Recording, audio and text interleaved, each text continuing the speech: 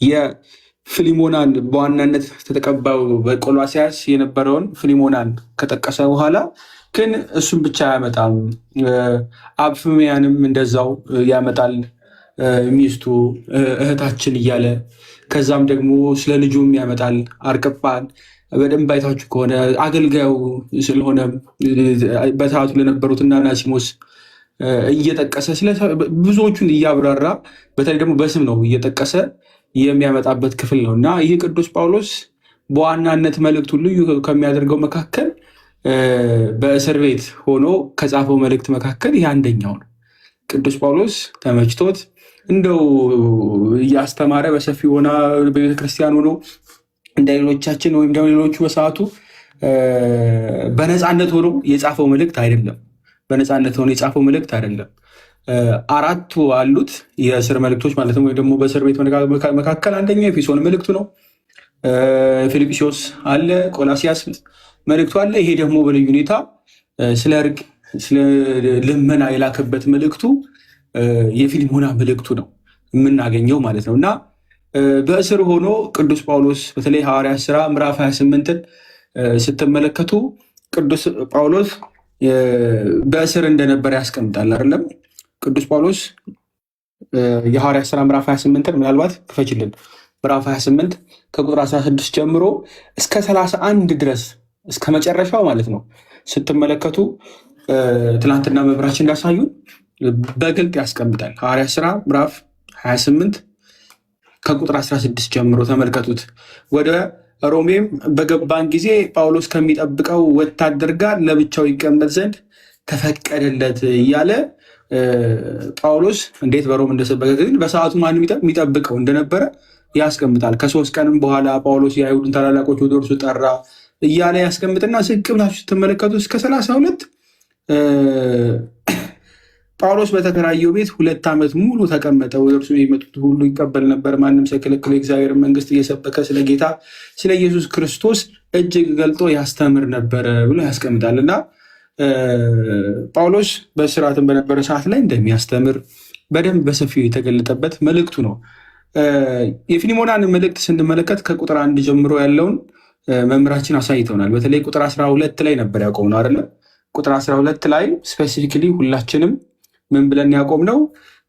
እርሱ እልከዋለሁ አንተም ልቤን እንደሚሆን ተቀበለው ብሎ ቅዱስ ጳውሎስ ለፊልሞና ሲነግረው ነው። ማንን? እርሱን እልከዋለሁ አንተም ልቤን እንደሚሆን ተቀበለው። ይህንን መምህራችን ልቤ እንደሚሆን ምን ማለት ነው በሰፊው አብራርተውልናል፣ ተምረናል አይደለም? ልቤ እንደሚሆን ምን ማለት ነው? ምናልባት ኮመንት ላይ ትነግሩኛላችሁ። ልቤም እንደሚሆን ይሄ እንደው ትርትር የሚለው ልብ ነው ወይንስ የትኛው ነው? መምህራችን ትላንትና በደንብ በሰፊው ስላስተማሩን ማለት ነው። ዋርኒንግ እየሰጠኝ ነው። ኮፒ ሊንክ ፕሊስ አድርጉት ገና ሳልጀምር።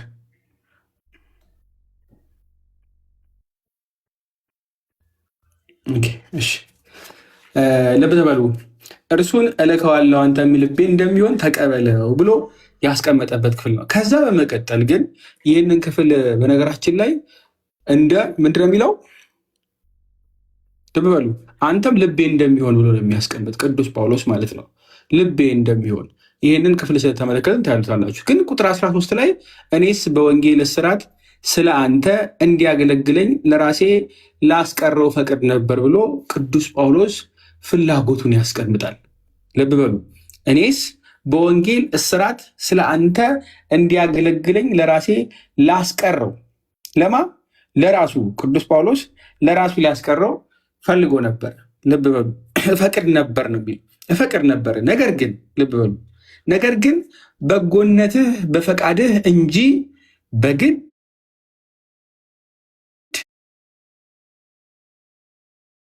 እዚህ በአንደኛ ቆሮንቶስ መልእክቱ ምዕራፍ 9 ቁጥር 19 ላይ ክፈችልን። ከሰው ሁሉ አርነት የወጣው ሲሆን የሚበልጡትን እንድጠቅም እንደ ባሪያ ራሴን ለሁሉ አስገዛለሁ ብሎ አስቀምጦልን ነበር። ልብ በሉ። ከላይ እኔስ በወንጌል እስራት ስለ አንተ እንዲያገለግለኝ ነው የሚል። ልብ በሉ። ላስቀረው ፈቅድ ነበር። እሱ በማን የታሰረ ነው? በወንጌል እስራት ስለዚህ ከሰው ሁሉ አርነት የወጣሁ ብሎ ነው የሚያስቀምጥ። እርሱ አርነት የወጣ ነው። ልብ በሉ። የሚበልጡትን እንድጠቅም ነው ይላል። እንደ ባሪያ ራሴን ለሁሉ አስገዛለሁ እያለ የሚያስቀብልበት ክፍል አለ። እሱ ምንድን ነው?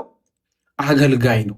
ቅዱስ ጳውሎስ ራሱን ከፍ አድርጎ እኔ አንተን ያስተማርኩ፣ እኔ አንተን የወለድኩ፣ እኔ የቤተ ክርስቲያን አባት ብሎ ራሱን ከፍ አድርጎ አያስቀምጥም። ለፊሊሞና ሲልክለት አገልጋይ እንደሆነ እኔ በወንጌል ስርዓት ስለ አንተ እንዲያገለግል ልብ በሉ ራሴ ላስቀረው ፈቅድ ነበር የሚለው ነገር ግን እሱ አገልጋይ ነው። ልብ በሉ። በኋላም ግን ይህን መልእክት ሲጽፈው ለማን የሚጽፈው? ለፊሊሞና ነው። ልብ በሉ። ፊሊሞና ደግሞ የባሪያው ወይም ደግሞ አገልጋይ የነበረውን አናሲሞስን ምን ሊያደርግ ነበረ? እንዲመለስለት የሚፈልገ ነው አይደለም? ምክንያቱም ከእርሱ ሸሽቶ ስለነበረ። ቅዱስ ጳውሎስ ይህን ስለተረዳ እርሱ ራሱ ምን እንደሆነ ባሪያ፣ ልብ በሉ፣ እንደ ባሪያ ራሴን ለሁሉ አስገዛለሁ እያለ ያስቀምጣል። ጤና ወረደች። ሌላ መጽሐፍ ቅዱስ የሚከፍትልን ሰው አለ? ጤና እስክትመጣ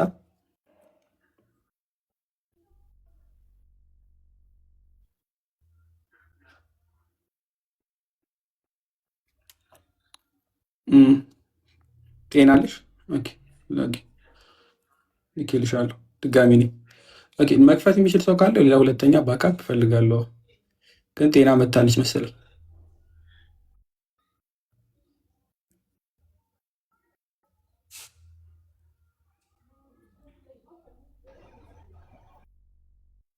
እሺ ተመልሰሻል?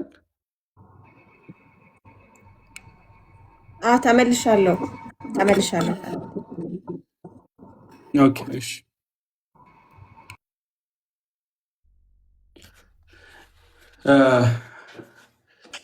እዚሁ መልእክቱ ላይ የቅዱስ ጳውሎስን መልእክት ክፈችልኝ፣ ምናልባት ከመጣሽ ሰየው። ምዕራፍ ስንት ነው?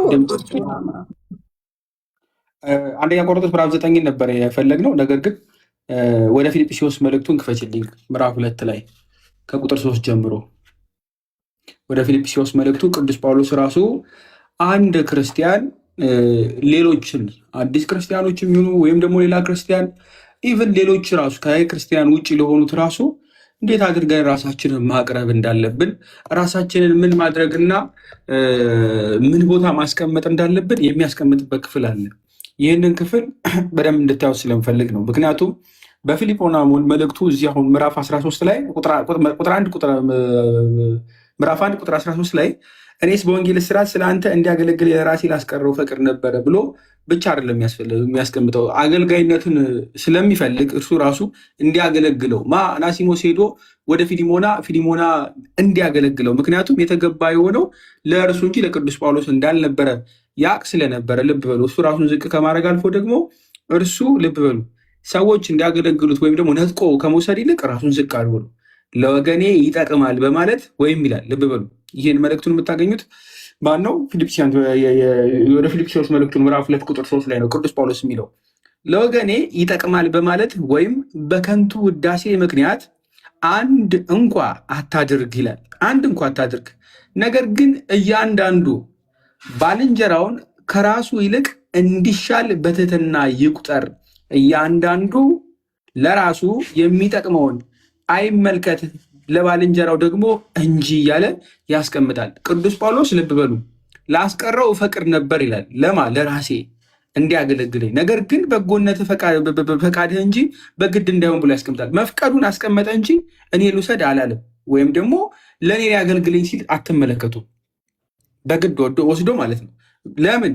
ለወገን ይጠቅማል በማለት ወይም በከንቱ ውዳሴ ምክንያት ነው። አንድስ እንኳን አታድርጉ እያለን የሚያስቀምጥ ከዛ ግን እያንዳንዱ ለራሱ የሚጠቅመውን አይመልከት ይላል።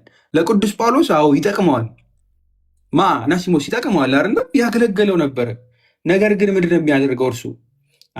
ልብ በሉ ለእርሱ እንደሚያገለግለው ወይም ደግሞ ለእርሱ እንደሚጠቅመው የሚያውቀው ቅዱስ ጳውሎስ እሱ ቀድሞ በሌሎች መልእክታት ያስተማረውን ነገር አሁንም ይደግመዋል። የሚጠቅመው ልብ በሉ ለራሱ እንዲጠቅመው አይመልከት፣ ለባልንጀራው ደግሞ እንጂ ብሎ ነው የተናገረው። ስለዚህ አናሲሞስ ሄዶ ለፊሊሞና ይጠቅመዋል። ስለዚህ ቅዱስ ጳውሎስ የተሻለውን አደረገ ማለት ነው። ከራሱ ይልቅ ማንን አስቀደመ? ሌላው ክርስቲያን ወንድሙን ሊያገለግለው የተገባው አለና ወደ እርሱ ሲልከው ትመለከታላችሁ። ልብ በሉ እዚህ ቅዱስ ጴጥሮስ በአንደኛ መልእክቱ ላይ ምዕራፍ 4 ከቁጥር 10 ላይ ክፈችልን። ቅዱስ ጴጥሮስ የሚያስቀምጠው ክፍል አለ። አንድ ክርስቲያን ልብ በሉ የተሰጠው ነገር ካለ ጸጋም ካለው ምንም ነገር ካለው ሌሎቹ ሊያገለግልበት እንደሚገባ እንጂ እርሱ ራሱ ከፍ ከፍ ብሎ ከሌሎቹ እንዲታይበት ወይም ደግሞ ሌሎቹ እሱን እንዲያገለግሉበት እንደማይሰጠው ጸጋ ራሱ ያስቀምጣል።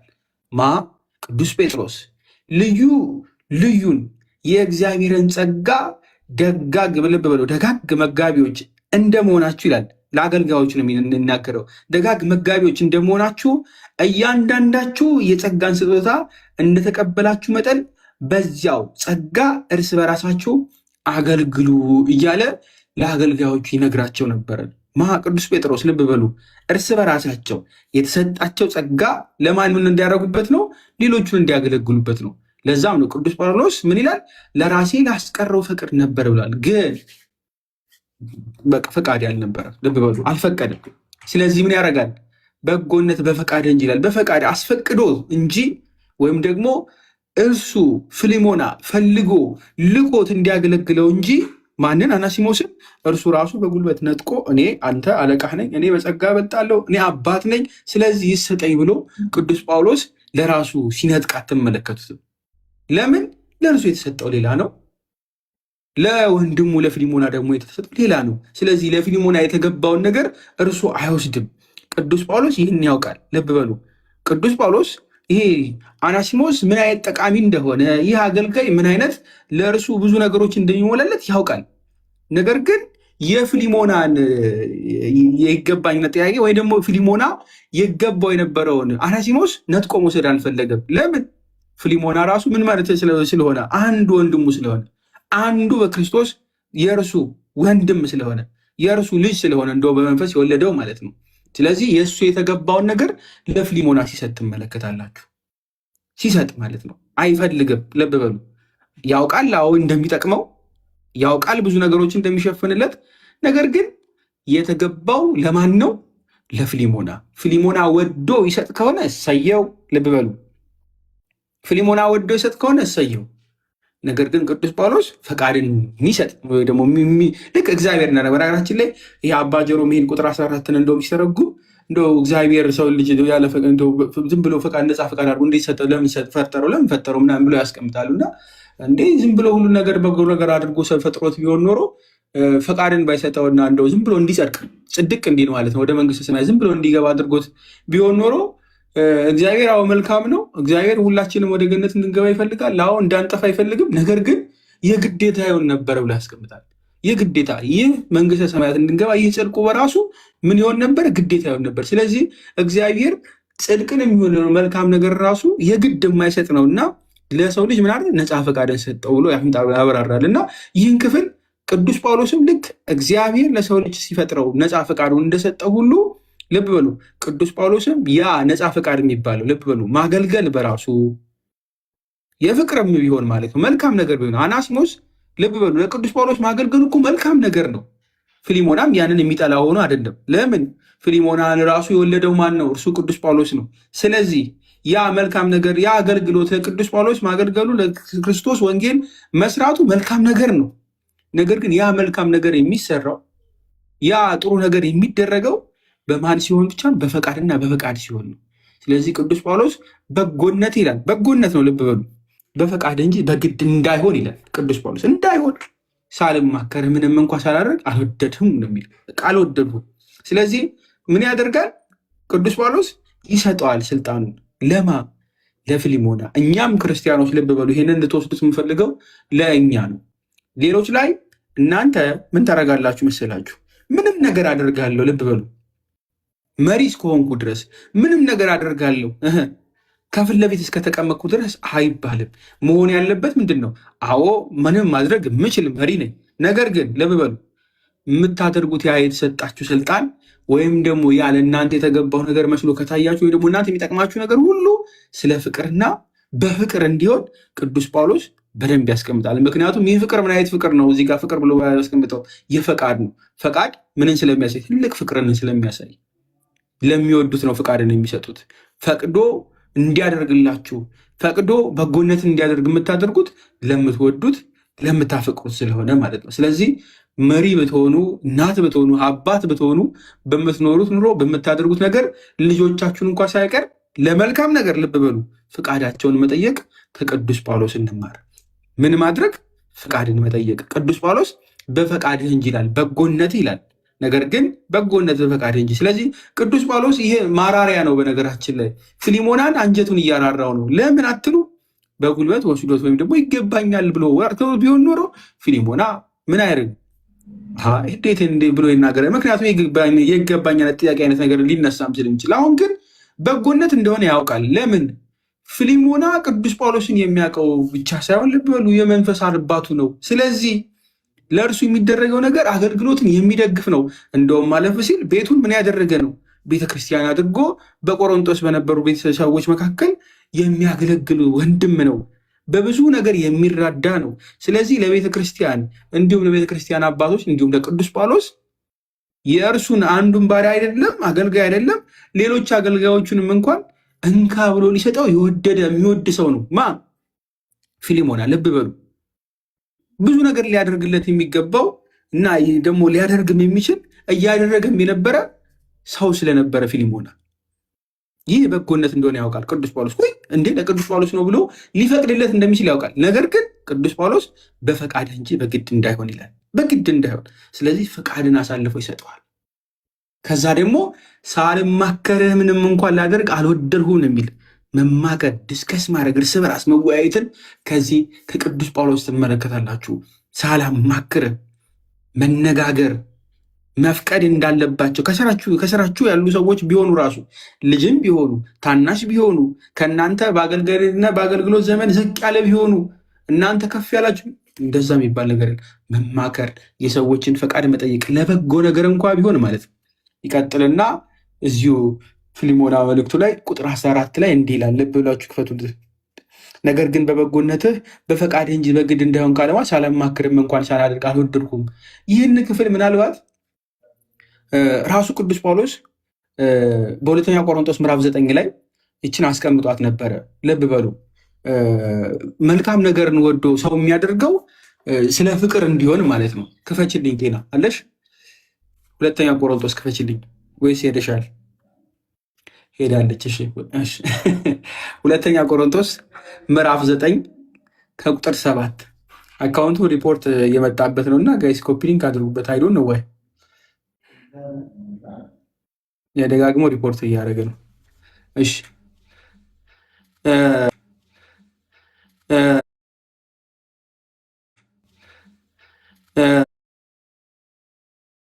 አንዱ በልቡ እንዳሰበ ይስጥ፣ በሐዘን ወይም በግድ አይደለም ብሎ ያስቀምጥላቸዋል። ልብ በሉ እንደምን እግዚአብሔር በደስታ የሚሰጠውን ይወዳልና።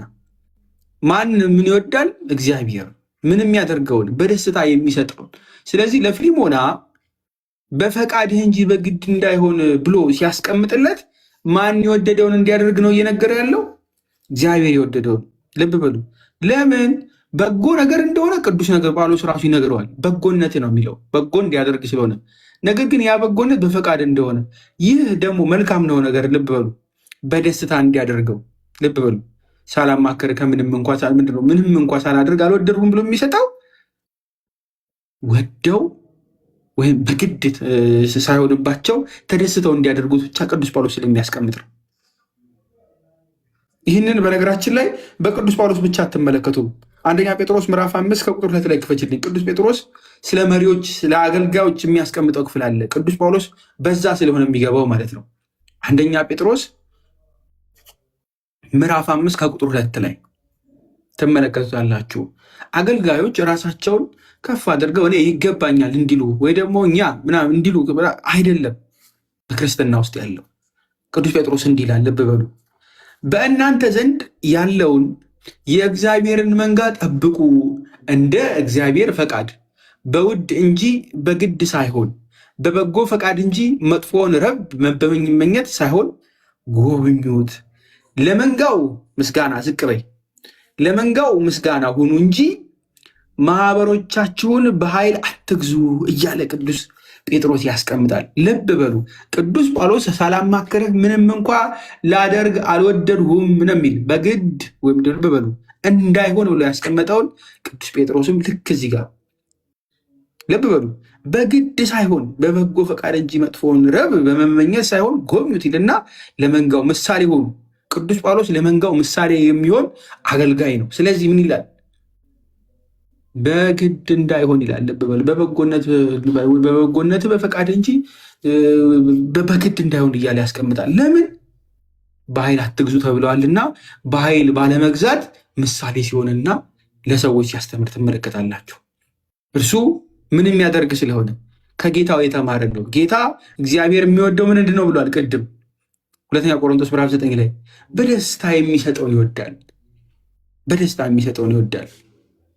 ደስ ብሏቸው በግድ ሳይሆን ማለት ነው። እርሱም ደግሞ ልብ በሉ እርሱም መሪ ቢሆን እርሱም አባት ቢሆን እርሱም የሚያገለግለው መውሰድ እየቻለ ነገር ግን ልብ በሉ በኃይል አትግዙ የተባለውን ፈጸመ ማለት ነው። ለዚህ እግዚአብሔር እርሱ ራሱ ክርስቶስ የማቴዎስ ወንጌል ምዕራፍ 20 ከቁጥር 25 ላይ ጥሩ ምሳሌ ይሰጠናል። በነገራችን ላይ ራሱን ከፍ አድርጎ የኔ ይገባኛል ብሎ በግድ ገዝቶ አታገኙትም። ቅዱስ ጳውሎስ የማቴዎስ ወንጌል ምዕራፍ 20 ክፈችልኝ። ጤና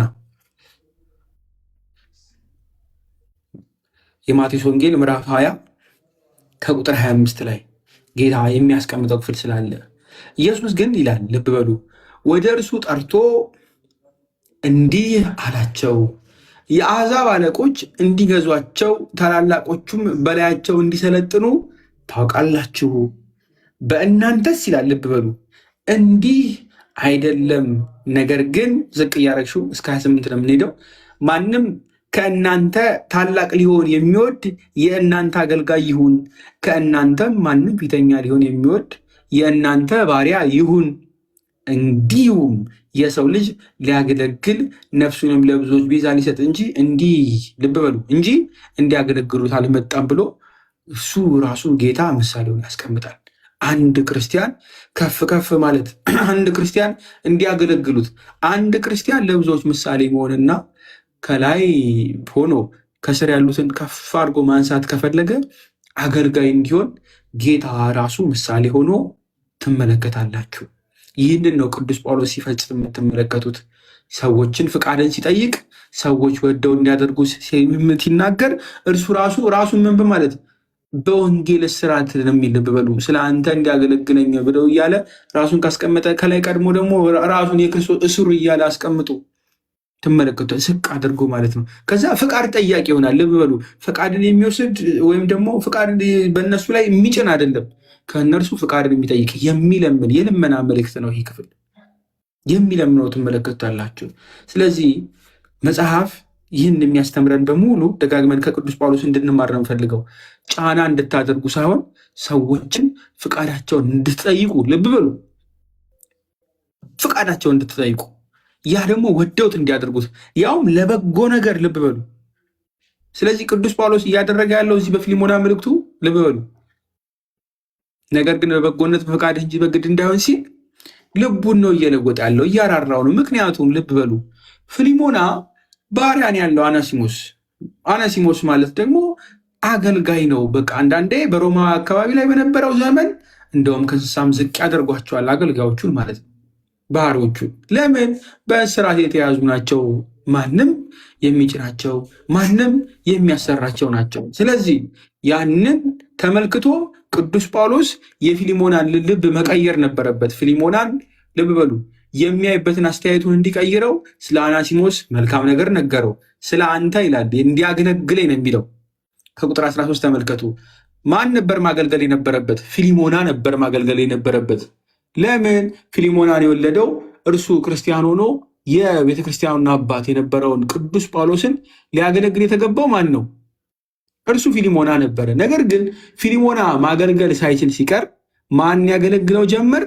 እርሱ ባሪያው የሆነ አናሲሞስ። ስለዚህ ቅዱስ ጳውሎስ ይህን ስላወቀ ስለ አንተ እንዲያገለግለኝ ነው የሚለው። ልብ በሉ ስለ ራሱ እንዲያገለግለኝ አይደለም፣ ስለ አንተ።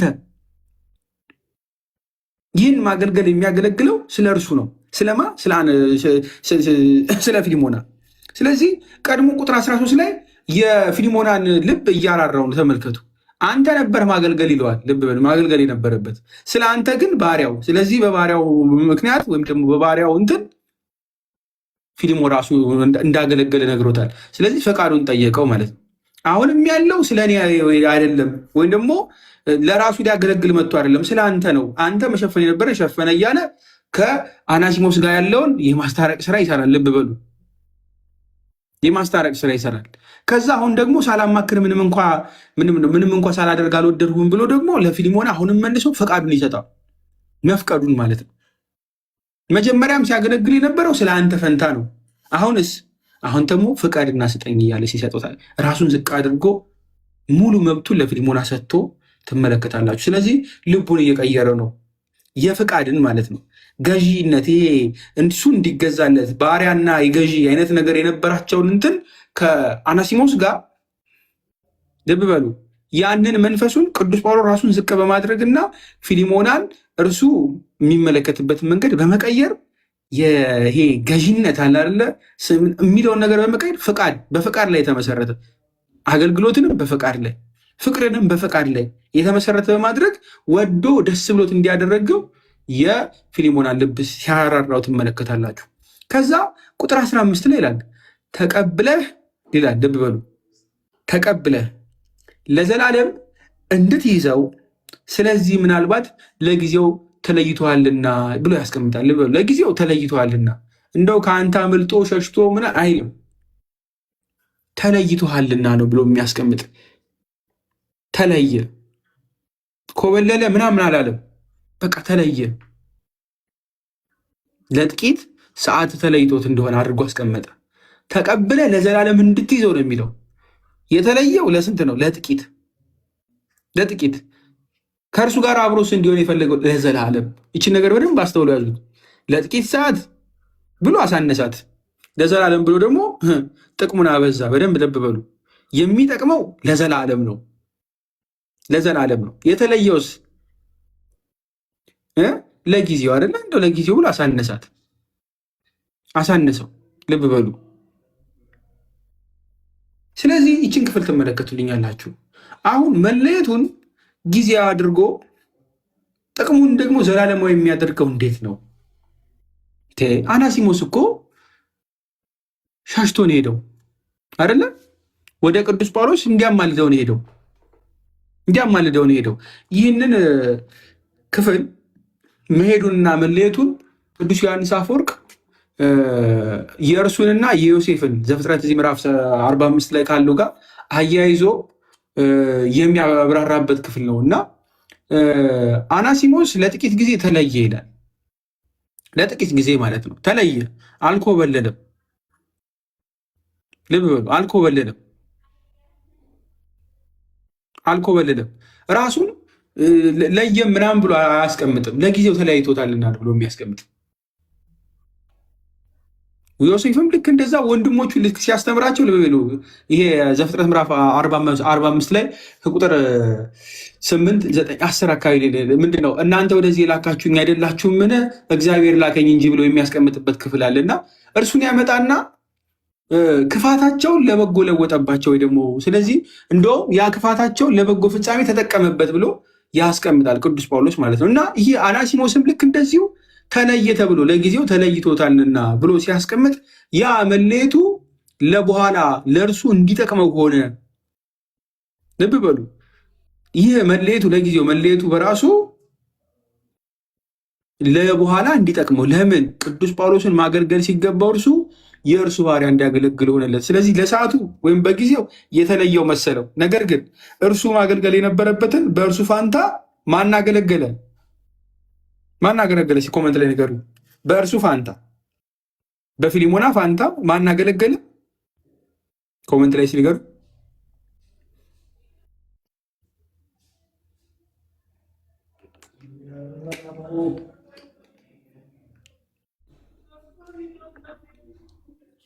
ማናገለገለ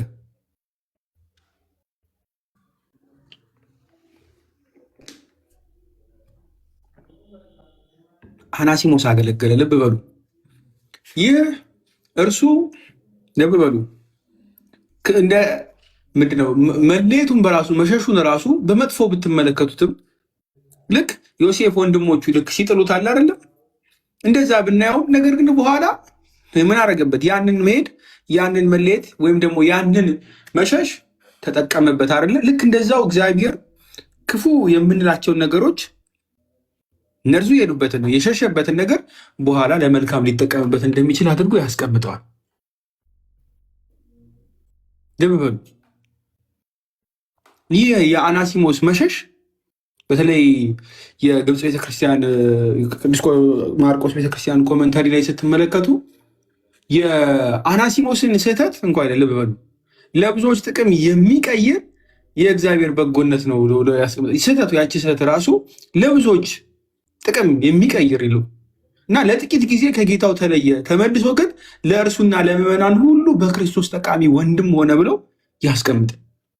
ያቺ ስህተት ለብዙዎች ጥቅም የሚቀይር የእግዚአብሔር በጎነት ነው። እግዚአብሔር በጎ ነው። አናሲሞስ መሸሹ፣ ለጊዜው መለየቱ ይህቺ ስህተት ነች።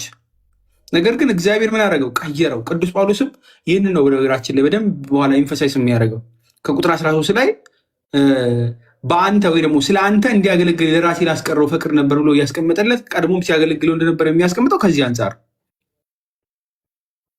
ከዛ ደግሞ ተቀበለ ለዘላለም እንድትይዘው ብሏል። ይቺ ለጊዜው መሄዱ በኋላ ለብዙዎች እንዲጠቅምበት ሆነ ማለት ነው። ዘፍጥረት ምዕራፍ 50 ከቁጥር 20 ላይ ስትመለከቱ እናንተ ክፉ ነገርን አሰባችሁብኝ፣ እግዚአብሔር ግን ዛሬ እንደሆነው ብዙ ሕዝብ እንዲድን ለማድረግ ለመልካም አሰበው ብሎ የሚያስቀምጥበት ክፍል አለ። ብዙ ክፉ ነገር ሊሆን ነበር ምናምን፣ ግን እግዚአብሔር ምን አደረገው? ቀየረው። ብዙዎች ክፉን አስበው ብዙ ነገር አድርገው ነበረ፣ ግን እግዚአብሔር ምን አደረገው? ለወጠው። ልብ በሉ። ስለዚህ ይህ የአናሲሞስ መሸሽ ለምንድን ነው? ለበጎ ነው። ለበጎ ነው። እግዚአብሔርን ለሚወዱት እንደ ሀሳቡም ለተጠሩ ነገር ሁሉ ለበጎ እንዲደረግ እናውቃለን ነው አይደለ? በቃ ቅዱስ ጳውሎስ ለፊሊሞና እያሳየ ያለው ይህንን ነው። ለጊዜው ተለይቶሃልና እያለ ሳያካብድ በጣም ከፍ ሲያደርገው፣ ግን ያመለየት ልብ በሉ በኋላ ምንድን ነው? ተቀብለ ለዘላለም እንድትይዘው። ስለዚህ ምናልባት ለጊዜው ተለይቶሃል ይላል። ስለዚህ ምናልባት ያለው ምን ነው? ለጊዜው ተለይቶሃል አይደለ? ስለዚህ ምናልባት ለጊዜው እንድትይዘው ልብ በሉ፣ ሶሪ ለዘላለም እንድትይዘው። ስለዚህ ለብዙ ሰዓት ለብዙ ዘመን እንደውም ጭራሽ አለፍ አድርጎ ለዘላለም እንዲያገለግለው፣ ስለዚህ ምናልባት ለጊዜው ተለይቶሃልና ይለዋል። ምክንያቱ የሆነው ለዛ ነው። ይህ መሸሽ ወይም ደግሞ ይህ መለየት በኋላ ለሚጠቅመው ጥቅም እንደ እግዚአብሔር ፈቃድ ለመጠቀሚያ መንገድ እንዲሆን እግዚአብሔር አስተካከለው፣ እግዚአብሔር አበጀው። ስለዚህ ፊሊሞና ይህንን መልእክት ተመልክቶ የቅዱስ ጳውሎስን እንዲራራ እግዚአብሔር ምን አደረገው? የማንን መሸሽ ወይም ደግሞ የማንን መለየት? የአናሲሞስን መለየት እግዚአብሔር ምን አደረገው? ለመልካም ለበጎ፣ እርሱንም ልብ በሉ ከጊዜያዊ ጥቅም አልፎ ዘላለማዊ ጥቅም እንዲጠቅመው አበጀው። በኋላ አናሲሞስ ቢሾፕ ተደርጎ እንደተሾመ የግብፃውያን ተተርጉመን አድርጎ ያስቀምጡታል። በነገራችን ላይ ካህኑ ነው እንዳገለገለም ማለት ነው። ስለዚህ በነብሱ የሚጠቅመው ሆነ ማለት ነው አይደለ? በነብሱ የሚጠቅመው ለዘላለም የሚጠቅመው በጸሎቱ የሚጠቅመው በቤተክርስቲያን በሚደረጉ ጸሎቶች፣ አገልግሎቶች። ምክንያቱም የፊሊሞና ቤት ኦልሬዲ ቤተክርስቲያኑ ስለነበረ፣ ስለዚህ ለዘላለም የሚጠቅመው አደረገው። በዚህ ያዕቆብ በመልእክቱ ምዕራፍ 1 ላይ ክፈችልኝ። በነገራችን ላይ ምዕራፍ 1 ከቁጥር 2 ጀምሮ ፊሊሞናን ነው እንግዲህ ቅዱስ ጳውሎስ እያራራ ያለ። ልብ በሉ ወንድሞቼ ወይ ብሎ ያስቀምጣል። የእምነታችሁ መፈተን ትዕግስትን እንዲያደርግላችሁ አውቃችሁ ልዩ ልዩ ፈተና ሲደርስባችሁ እንደ ሙሉ ደስታ ቁጠሩት። ትዕግስትም ምንም የሚጎድላችሁ ሳይኖር ፍጹማንና ምሉዓን ትሆኑ ዘንድ ስራውን ይፈጽም እያለ ወይም ደግሞ ስራውን ይፈጽም እያለ ያስቀምጥለታል። ይህን ክፍል የሚናገረው ለክርስቲያኖች ነው። ልብ በሉ ያዕቆብ ማለት ነው። ቅዱስ ጳውሎስም ለክርስቲያን ነው መልእክቱን እየጻፈ ያለው። ለፊሊሞና ፊሊሞና ተጠምቆ እንደውም እያገለገለ ቤተክርስቲያኑን ቤቱን ራሱ ቤተክርስቲያን አድርጎ እየተጠቀመ ያለ አንድ ክርስቲያን ነው። ስለዚህ ፈተና እንደሚመጣበት ሊያውቅ ይገባል። ከፈተናው መካከል የእርሱ አገልጋይ ከነበሩት መካከል አንደኛው አናሲሞስ ሊሸሸው እንደሚችል ማለት ነው። ሊሸሸው እንደሚችል አንድ መፈተኛ ነው። ይህ ፊሊሞና ከአገልጋዮቹ መካከል አንዱ ቢሸሽበት ተፈተነ ማለት ነው አይደለም? በማን ተፈተነ? በአናሲሞስ። አናሲሞስ ምን ስላለው? ስለተለየው። ሊያገለግለው ይገባ የነበረ እርሱ ምን አደረገው? ወርቁን ጥሎ ወስዶ ሸሸው። ስለዚህ ምን ማድረግ አለበት? ትዕግስትም ፍጹማን ምሉዓን እንዲሆኑ ተነግሯቸዋልና እንደዛ እንዲያደርጉ ቅዱስ ያዕቆብ የነገረንን ቅዱስ ጳውሎስም ደግሞ ለማን ያደርገዋል? ለፊሊሞን ያደርገዋል ማለት ነው። ከዛ እንዲህ ይላል፣ ልብ በሉ። ምናልባት ያለውን እንዳትረሱ። ሁሉን ነገር የሚያውቅ ሆኖ አይደለም ቅዱስ ጳውሎስ የተናገረው። ይህችን ክፍል እንድትይዙት በነገራችን ላይ ተቀብለ ለዘላለም እንዲይዘው። ስለዚህ ምናልባት ለጊዜው ተለይቷል ብሎ ሲያስቀምጥ ምናልባቷን ተመልከቱት። ምናልባት ነው፣ ምናልባት እሱ እንድትመለከት ፈልጋለሁ። ከዛ ቁጥር 16 ላይ ክፈችልኝ ፊሊሞና። ከእንግዲህ ይላል፣ ከእንግዲህ ወዲህ እንደ ባሪያ አይሆንም፣ ነገር ግን ለእኔ በተለየ የተወደደ ወንድም ከሆነ ይላል፣ ለአንተማ ይልቅ በስጋው በጌታም ዘንድ ከባሪያ የሚሻል የተወደደ ወንድም እንዴት አይሆንም እያለ ቅዱስ ጳውሎስ ያስቀምጥለታል። አሁን ይህን ንግግር ሲናገር ለፊሊሞና ትልቅ ከባድ ንግግር ነው እያስቀምጠ ያለው ቅዱስ ጳውሎስ። ምክንያቱም ያሉት የት ነው ብለናል? ሮም ነው ያሉት። ሮም ደግሞ ምንድን ነው? እሱ ቅዱስ ጳውሎስና አናሲሞስ ያሉበት አይደለም። የሮሜስ ፊሊሞናስ ራሱ፣ ፊሊሞና ደግሞ ቆሮንቶስ ነው። ሁለቱም አካባቢ ላይ ብትሄዱ ባሪያ እንደ ሰው አይታይም ብያችኋለሁ። እንኳን እኩል ሆነ ወንድም የለትሉት እንደ ሰውም አይታይም። ቅዱስ ጳውሎስ ግን ልብ በሉ፣ ከእንግዲህ ወዲህ እንደ ባሪያ አይሆንም ይላል። እንደ ባሪያ አይሆንም ማለት ምን ማለት ነው? ልብ በሉ፣ እንደ ባሪያ አይሆንም። በሰዓቱ የነበረውን ነገር በሙሉ ቅዱስ ጳውሎስ ከአሁን በኋላ ባሪያ ምናምን ንግድ እንደዚህ የሚባል ነገር ባሪያ ተያዙ ምናምን ብሎ በአንድ እንትን ሲላቸው አትመለከቱት። ቀስ እያለ እያስታረቃቸው ልቡን እያራራ ለብዙዎች ምሳሌ እንደሆነ ስለሚፈልገው ማለት ነው።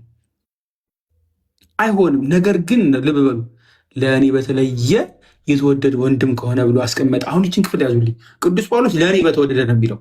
ለእኔ በተወደደ ወንድም ከሆነ አሁን ቅዱስ ጳውሎስ ለፊሊሞና ምኑ ነው? አባቱ ነው አይደለም? ምክንያቱም ልጅነትን የሰጠው እርሱ ስለሆነ በእምነት አባቱ ነው፣ የቤተክርስቲያን አባት ነው። የተወደደ ወንድም ከሆነ ይላል። ልብ በሉ ማ አናሲሞስን ምን ስላደረገው? ከባርነት ከፍ አድርጎ ልጅ ስላደረገው፣ ስለወለደው፣ በእምነት ስለወለደው፣ ስለተጠመቀ እርሱን ምን አደረገው? እኩል አደረገው። በክርስቶስ ምን ስለሆነን? ይችን ፓርቲ ያዙ። በክርስቶስ ምን ስለሆነ? አንድ ስለሆነን። ቅዱስ ጳውሎስ በገላትያ መልእክቱ ምዕራፍ 3 ክፈችልኝ። ገላትያ 3:28 ቀድሞ የነገረን ክፍል ስለነበረ እንደ ባሪያ አይሆንም ብሎ ሲያስቀምጥ ቀድሞ ገላትያ መልእክቱ ምዕራፍ 3 ከቁጥር 28 ነግሮን ነበር።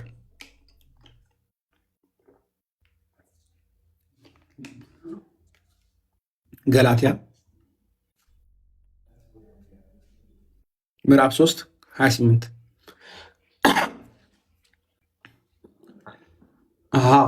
ልብ በሉ ይህን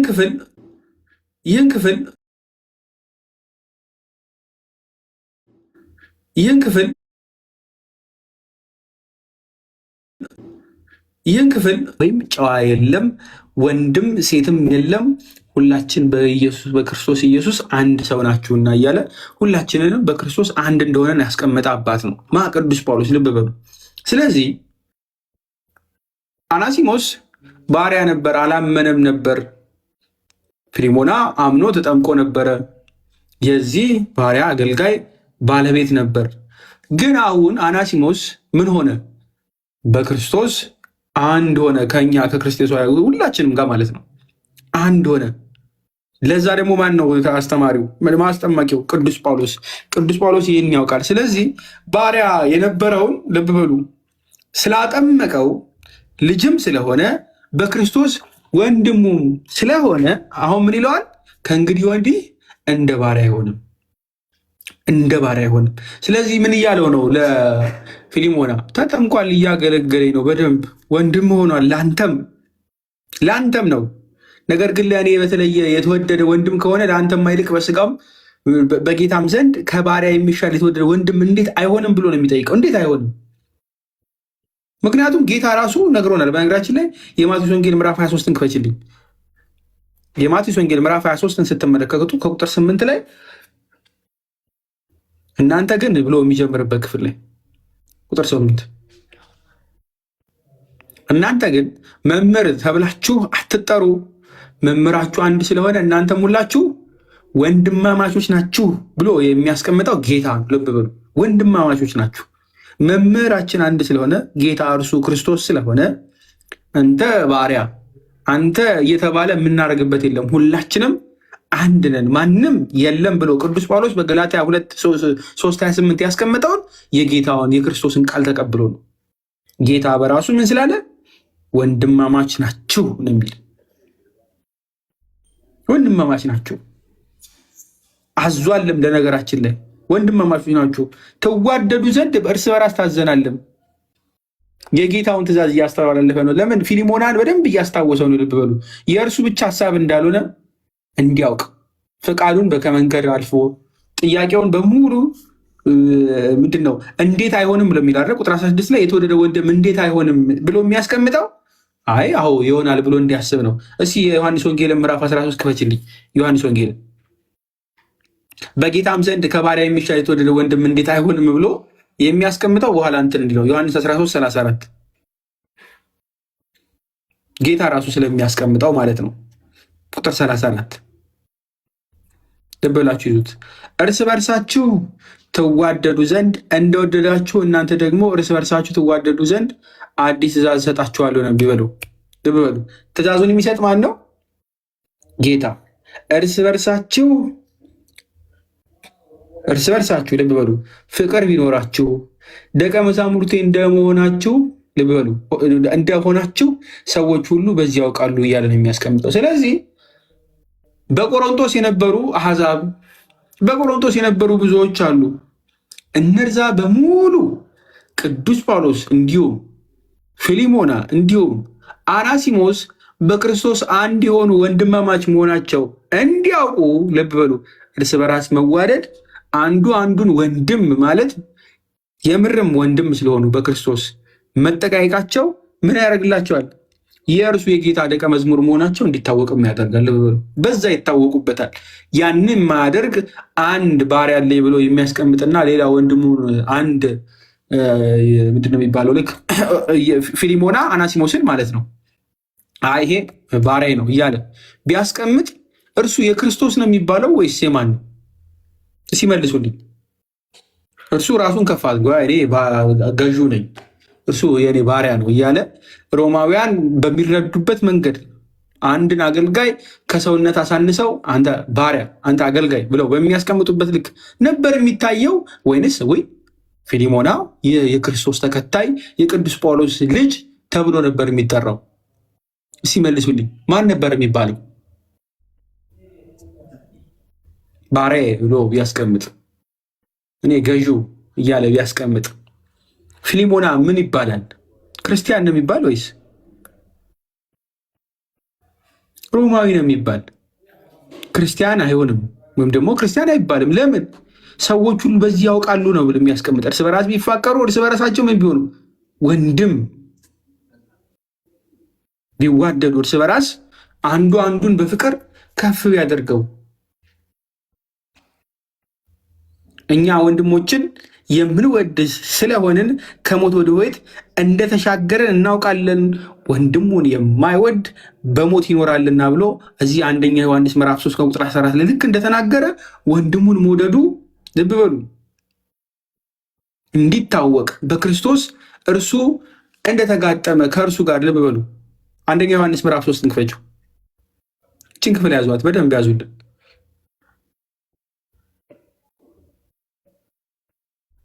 አናሲሞስን መውደድ፣ አናሲሞስን ባሪያ አድርጎ ሳይሆን ወንድም አድርጎ መቀበል ለእርሱ ግዴታ ነው። ቁጥር 14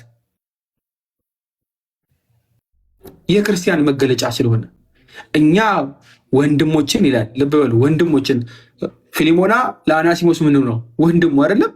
ቅዱስ ጳውሎስ ልክ ወንድማቸው እንደሆነ እኛ ወንድሞችን የምንወድ ይላል ስለሆነን ከሞት ወደ ሕይወት እንደተሻገረን እናውቃለን።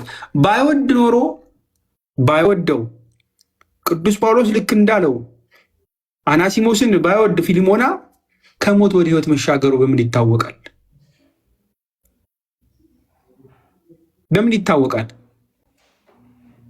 ከባሪያ የሚሻል የተወደደ ወንድም እንዴት አይሆንም ብሎ ሲያስቀምጥለት አይሆንም ብሎ ቢከላከል ፊሊሞና የክርስቶስ እርሱ መሆኑ ይታወቃል። ከሞት ወደ ሕይወት እንደተሻገረ እናውቃለን። እናውቅም እኮ አይደል? ለዛ ነው ቅዱስ ጳውሎስ ለፊሊሞና ከባሪያ የሚሻል የተወደደ ወንድም እንዴት አይሆንም እያለ ይጠቅሷል። ለምን?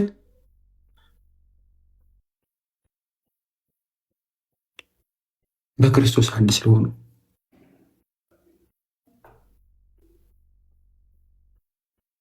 በክርስቶስ አንድ ስለሆኑ። ስለዚህ ቅዱስ ጳውሎስ ማንን ነው እያስቀመጠ ያለው ምሳሌ እንዲሆን? ክርስቶስን። ልብ በሉ።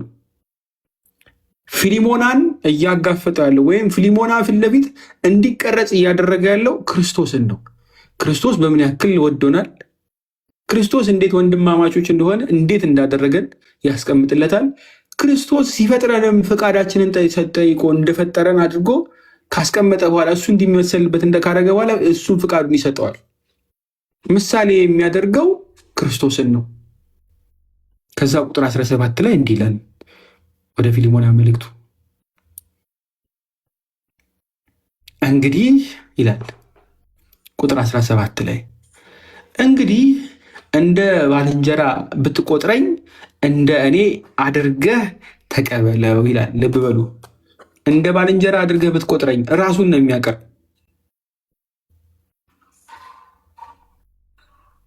ቅዱስ ጳውሎስ ልብ በሉ የሚያስቀምጠው እርሱን ቀድሞ እንደ አገልጋይ አድርጎ ከዛም ደግሞ በክርስቶስ ምን እንደሚለው እንደሚወደው አድርጎ ከነገረው በኋላ ወንድሙም እንደሆነ ካስቀመጠ በኋላ ነው አሁን ይህን እያስቀመጠ ያለው። እንግዲህ እንደ ባልንጀራ ብትቆጥረኝ ይላል። ብትቆጥረኝ ነው የሚለው። ብትቆጥረኝ ነው ግን አይደለም ወይስ አይቆጥረውም? ፊሊሞና ይቆጥረዋል እኮ አይደለም። ግን ቅዱስ ጳውሎስ ሚላል ብትቆጥረኝ የራሱን ነው እርግጠኛ ነው። ብትቆጥረኝ እንደኔ አድርገህ ተቀበለው ይላል። ተቀበለው ተቀበለው። ይህንን ክፍል ልብ ብላችሁ ትመለከታላችሁ። ቅዱስ ጳውሎስ ፊሊሞናን ኦናሲሞስ ወይ ደግሞ አናሲሞስን እንዲመለከት የሚያደርገው ቅዱስ ጳውሎስ ራሱ ከክርስቶስ ጋር ባለው ግንኙነት ወይ ደግሞ እንዴት ክርስቶስን ባወቀበት መንገድ እኛም ክርስቶስን እንዴት እንድናውቅ በሚፈልግበት መንገድ ካስቀመጠለት በኋላ ነው። በነገራችን ላይ ኦናሲሞስን ወይ ደግሞ አናሲሞስን እንዲመለከት የሚያደርገው ፊሊሞናን እንደ ባልንጀራ ብትቆጥረኝ እንደኔ አድርገህ ተቀበል ይላል። ቅዱስ ጳውሎስን ልብ በሉ ለምን ይቀበለዋል? ቅዱስ ጳውሎስ ምኑ ስለሆነ? መምህሩ ስለሆነ። ቅዱስ ጳውሎስ ምኑ ስለሆነ? ክርስቶስን ያስተዋወቀው ስለሆነ። ቅዱስ ጳውሎስ እንዲድንበት ምክንያት የሆነው እርሱ መምህሩ ስለሆነ ወይም ደግሞ አባቱ ስለሆነ ቅዱስ ጳውሎስን መቀበል ለእርሱ መልካም ነው። ከምድራዊ ሕይወት አወጥቶ ወደ ሰማያዊ ዓለማዊ ነገር አወጥቶ ክርስቶስን ያስተዋወቀው እርሱ ስለሆነ ቢቀበለው ግዴታው ነው። ቢቀበለው ወዶ ያደርገዋል። እዚህ የማቴዎስ ወንጌል ምዕራፍ 25 ክፈችልኝ። ምዕራፍ 25 ማቴዎስ ወንጌል ምዕራፍ 25 ከቁጥር 40 ላይ ቅዱስ ጳውሎስ ይህን ነገር እያስቀምጠ ያለው ልብ በሉ እንደ እኔ አድርገህ ተቀበለው እያለ የሚያስቀምጠው ከቁጥር 18 ጋር ያያዛል። በአንዳች ነገር የበደለ ነገር ቢኖር ወይም ብሎ የሚያስቀምጠው በፊት ቀድሞ እንደ እኔ አድርገህ ተቀበለው ብሎ የሚያስቀምጠው ይህን ክፍል ነው። ልብ ብላችሁ እንድታዩት የምፈልገው ቅዱስ ጳውሎስ ለፊሊሞና ልዩ ነው። ወደ ሕይወት አመጥቶታል። ልጅነትን ሰጥቶታል። ወደ ጌታ ቤተክርስቲያን እንዲጨመር ምክንያት ሆኖታል። ስለዚህ ከዓለማዊ ኑሮ አወጥቶ ወደ ዘላለማዊ ሕይወት ወደሚገኝበት ወደ ክርስቶስ ቤተክርስቲያን የጨመረውን እርሱን በደንብ ሊያመሰግነው ሊወደው ይገባል። አንድ ሁለተኛ እርሱን ከኃጢአት አውጥቶ ከዓለም ኑሮ አወጥቶ ወደ ክርስቶስ እቅፍ ወደ ቤተ ክርስቲያን ማስገባቱ ትልቅ ነገር ነው አይደለም? አንድም ካህን ነው ከኃጢአቱ ይቅር ብሎ ከዛ ደግሞ በመንፈሳዊ ሕይወቱ እያገዘው ብዙ ይቅር እንደተባለ ሰው አይቶ ተመልክቶ ቅዱስ ጳውሎስን ማክበር ያለበት እንደሆነ ታውቃላችሁ። ልብ በሉ።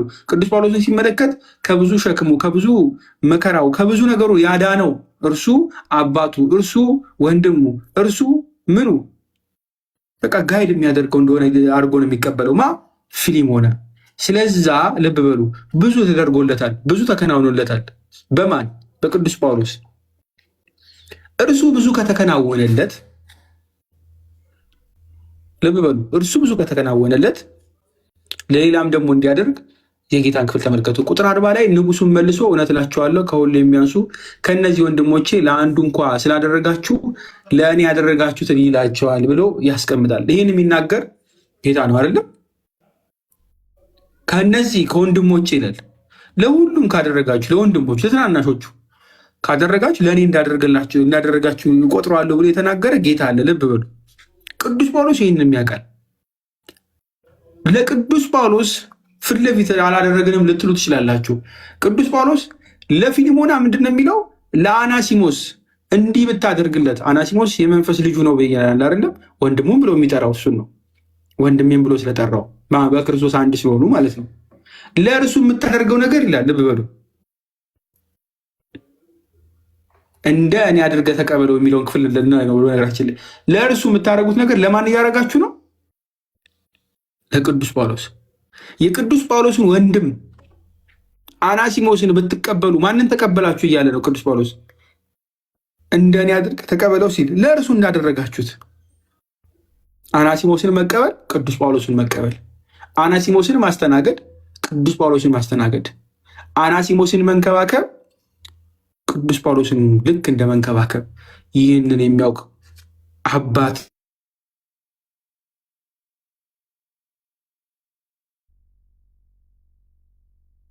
ቀበለው የሚለው ምንን ስለሚያውቅ ለእርሱ የሚደረገው ነገር በሙሉ ለአናሲሞስ ለእርሱ እንደተደረገ የሚያምን ወንድም ነው።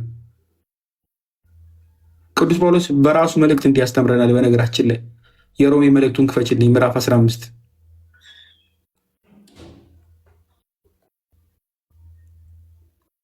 ሮሜ 15 ቁጥር 7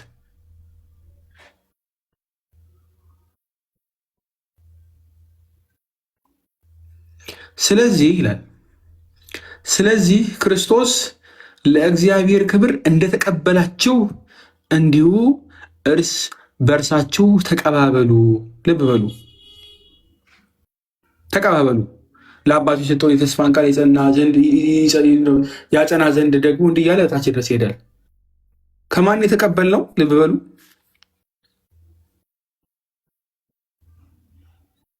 ከእግዚአብሔር አይደለም? እርሱ ክርስቶስ እንደተቀበለን እኛ ደግሞ ሌሎችን ምን ማድረግ አለብን? መቀበል አለብን። እርስ በራሳችሁ ተቀበሉ። ማን እንደተቀበለን? ክርስቶስ።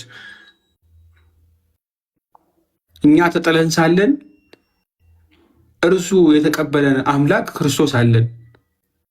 ፊሊሞናም ይህንን ማስታወስ አለበት። ልብ በሉ፣ ያስታውሳልምም። ብዙ የተደረገለት አባት ነው። በማን? በቅዱስ ጳውሎስ፣ በክርስቶስ በኩል። ልብ በሉ፣ በቅዱስ ጳውሎስ አማካኝነት አይደለም? እንደ እኔ አድርገህ ተቀበለው ብሎ የሚያስቀምጠው ለወንድሙ የተደረገለት ግን ያን ማን አድርጎ ነው? ጌታን ራሱ ማቴዎስ 25:40 ላይ ልክ ባለው መሰረት። ስለዚህ ጌታ እንዲሁ እንደተቀበለን እኛም እርስ በራሳችን ተቀባበሉ ስላለ እንደ እኔ አድርገህ ተቀበለው ብሎ አስቀመጠ። አሁን ስንት ነገር ነገረን? ሁለት ነገር። ጌታ ለእኔ እንዳደረጋችሁ ቆጥራለሁ ብለዋል አይደለ? ታናናሾች ለወንድሞቻችሁ ያደረጋችሁት ነገር ለእኔ ያደረጋችሁት ብሏል። ቅዱስ ጳውሎስስ ጌታ እንዲህ እንደተቀበለ እናንተ ደግሞ ምን ተበሉ? እርስ በራሳችሁ ተቀባበሉ ተባብለዋል። ስለዚህ ይችን ነገር አድርጉ። ቅዱስ ጳውሎስ ቁጥር 17 ላይ ሁለቱን ነገር ነው ደርበው የሚያስቀምጠው። ጌታ ኢየሱስ ክርስቶስ እንደተቀበለን እርስ በራሳችሁ ተቀባበሉ፣ ለወንድሙ ያደረገ ደግሞ ለእርሱ እንዳደረገ አድርጉ። ሁለቱንም አስቀምጠ ማለት ነው። ስለዚህ እንደ ባልንጀራ ብትቆጥረኝ ብሎ ያስቀምጠው እንደ ወንድሙ ብትቆጥረው እንደ ወዳጁ ብትቆጥረው ለባልንጀራ ያደረገ ለወንድሙ ያደረገው ነገር ለእርሱ እንደተደረገለት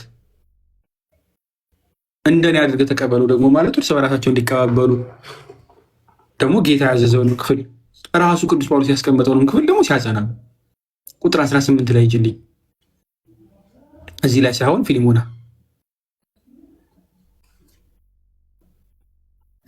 ግልጽ ነው አይደለ ጋይስ? የተግባባን ነው። ግን መሀል ላይ ሲጠይቃችሁ አንድ ሰዓት ተማማርን። ግልጽ ነው ጋይስ?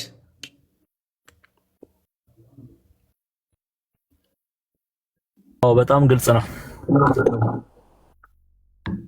ኮመንቱ እኮ በዛው መሀል ተጣቢ ነው።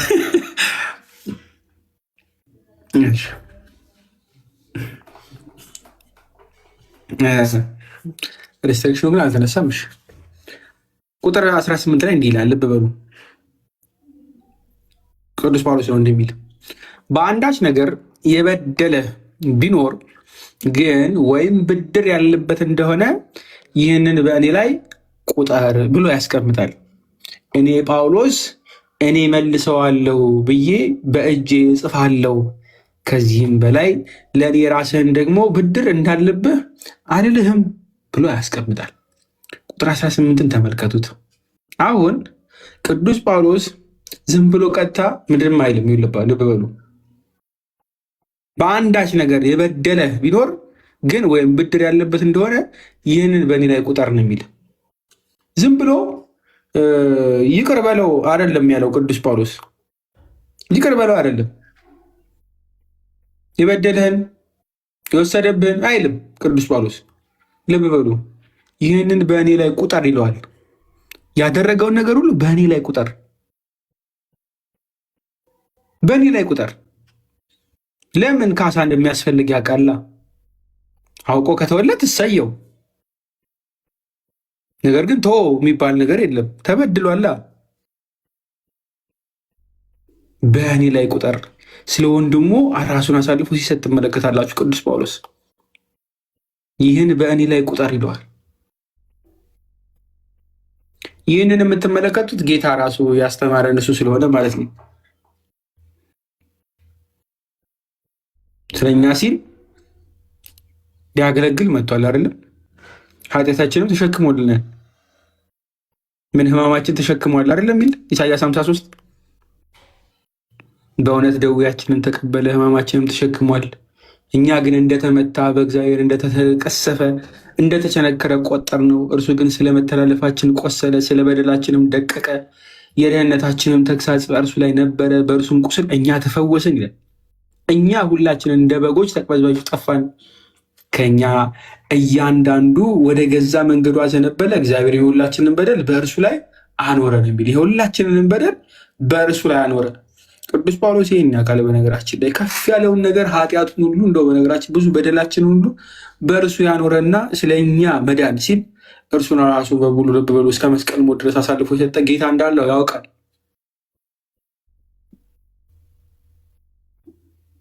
ያውቃል። ለዛ ነው ሁለተኛ ቆሮንቶስ መልእክቱ ላይ ስትመለከቱ በነገራችን ላይ ምዕራፍ 5 ቁጥር 21 ላይ እኛ በእርሱ ሆነን የእግዚአብሔርን ጽድቅ እንዲሆን ዘንድ ኃጢአት ያላወቀውን እርሱን ስለኛ ኃጢአት አደረገው ብሎ የሚያስቀምጠው ማለት ነው። ስለኛ ሞቷልና ይሌላ አይደል? ስለኛ ሞቷልና እኮ ነው የሚለው በነገራችን ሮሜ 5:8 ላይ ስለኛ ሞቷል። እኛ ኃጢአተኞች ሳለን ማለት ነው። እንደውም ክፈች ላይ ሮሜ 5:8 ክፈቹ። ሮሜ 5:8 አሁን ስለ ወንድሞቻችሁ ብድር ስለመክፈል ወይም ደግሞ የብድር ብቻ አይደለም የምትመለከቱት። ቅዱስ ጳውሎስ እያለ በእኔ ላይ ቁጠር ብሎ የሚያስቀምጠው የበደለ ቢኖር ወይም ብድር ያለበት በደሉንም ብድሩንም ነው የሚል። በእኔ ላይ ቁጠር ነው የሚለው። ሁለት ነገር ነው አይደለም? የበደለ ቢኖር ወይም ደግሞ ብድር ያለበት እንደሆነ በእኔ ላይ ቁጠር። ልብ በሉ፣ ይህችን ክፍል ተመልከቷት። ነገር ግን ገና ኃጢአተኞች ሳለን ክርስቶስ ስለኛ ሞቷልና ይላል። እግዚአብሔር ለእኛ ያለውን የራሱን ፍቅር ያስረዳል ብሎ የሚያስቀምጠው ስለኛ። አሁን ከጌታ ተማሩ፣ በደንብ ልብ ብለን እንድንመለከት ነው። ስለማን? ስለኛ። ስለኛ ፍቅሩን ነው የሚያስረዳበት። ስለዚህ ቅዱስ ጳውሎስም ልክ እንደዚሁ ስለ ወንድሙ ስለ አናሲሞስ ሲል በእኔ ይላል በደሉንም ቢሆን ምንም ብድራት ቢሆን ይህን በእኔ ላይ ቁጠር እያለ ያስቀምጣል። በእኔ ላይ ቁጠር። አሁን ይህ ንግግሩ የቅዱስ ጳውሎስ ንግግር ወደ ማን ይጠቁመናል? ወደ ጌታ ወደ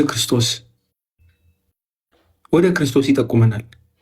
አሁን ፊሊሞናን ወደ ማን ነው ከፍ እያደረገ እየጠቆመ እያሳየ ያለው? ልብ በሉ። አሁን ወደ ፊሊሞና የሚላክ መልእክት ነው። ይህ መልእክት ፊሊሞናን ነው እያደረስ እያደረገ ያለው ቅዱስ ጳውሎስን እንዲመለከት ብቻ አይደለም፣ ወይም ደግሞ ስለ አናሲሞስ እንዲመለከት ብቻ አይደለም። አናሲሞስን ይቅር በማለት ውስጥ የቅዱስ ጳውሎስን መልእክት ሰምቶ ልብ በሉ ቅዱስ ጳውሎስን እንደው ከመረዳትና ቅዱስ ጳውሎስን ሀሳብ እንደው ከመያዝም ባለፈ ክርስቶስን እንዲመለከት ነው እያደረገው ያለው። ክርስቶስን ፊሊሞና ይህን በእኔ ላይ ቁጠር እያለ ብሎ ቅዱስ ጳውሎስ ሲለው ልብ በሉ ጌታው ነው ትዝ የሚለው፣ ክርስቶስ ነው ትዝ የሚለው። ለምን? በእርሱ ፋንታ ገብቶ ስለ ኃጢአቱ የሞተለት ክርስቶስን ስለሚያስብ እርሱ የተገባውን ሞት ጌታ ወደ ራሱ አድርጎ ስለሞተለት እርሱን እንዲያስብ ነው የሚያደርገው። ስለዚህ የተደረገለትን እንዲያስብ፣ የተከናወነለትን በሕይወቱ የመጣለትን ሕይወት እንዲያስብ በደልን ልብ በሉ በአንዳች ነገር የበደለ ነው የሚለው አይደለ? በደል እርሱ አልበደለም፣ በድሏል። በዛ በደል ውስጥ ሞቷል? አልሞተም። ማን? ክርስቶስ ስለሞተለት ልብ በሉ እንደ ሞቶ እንዳይቀር ሆኗል። ስለዚህ ክርስቶስ የሞተለት እንደሆነ እንዲያስብ ከእርሱ ልብ በሉ ስለ በደሉ ሳይሆን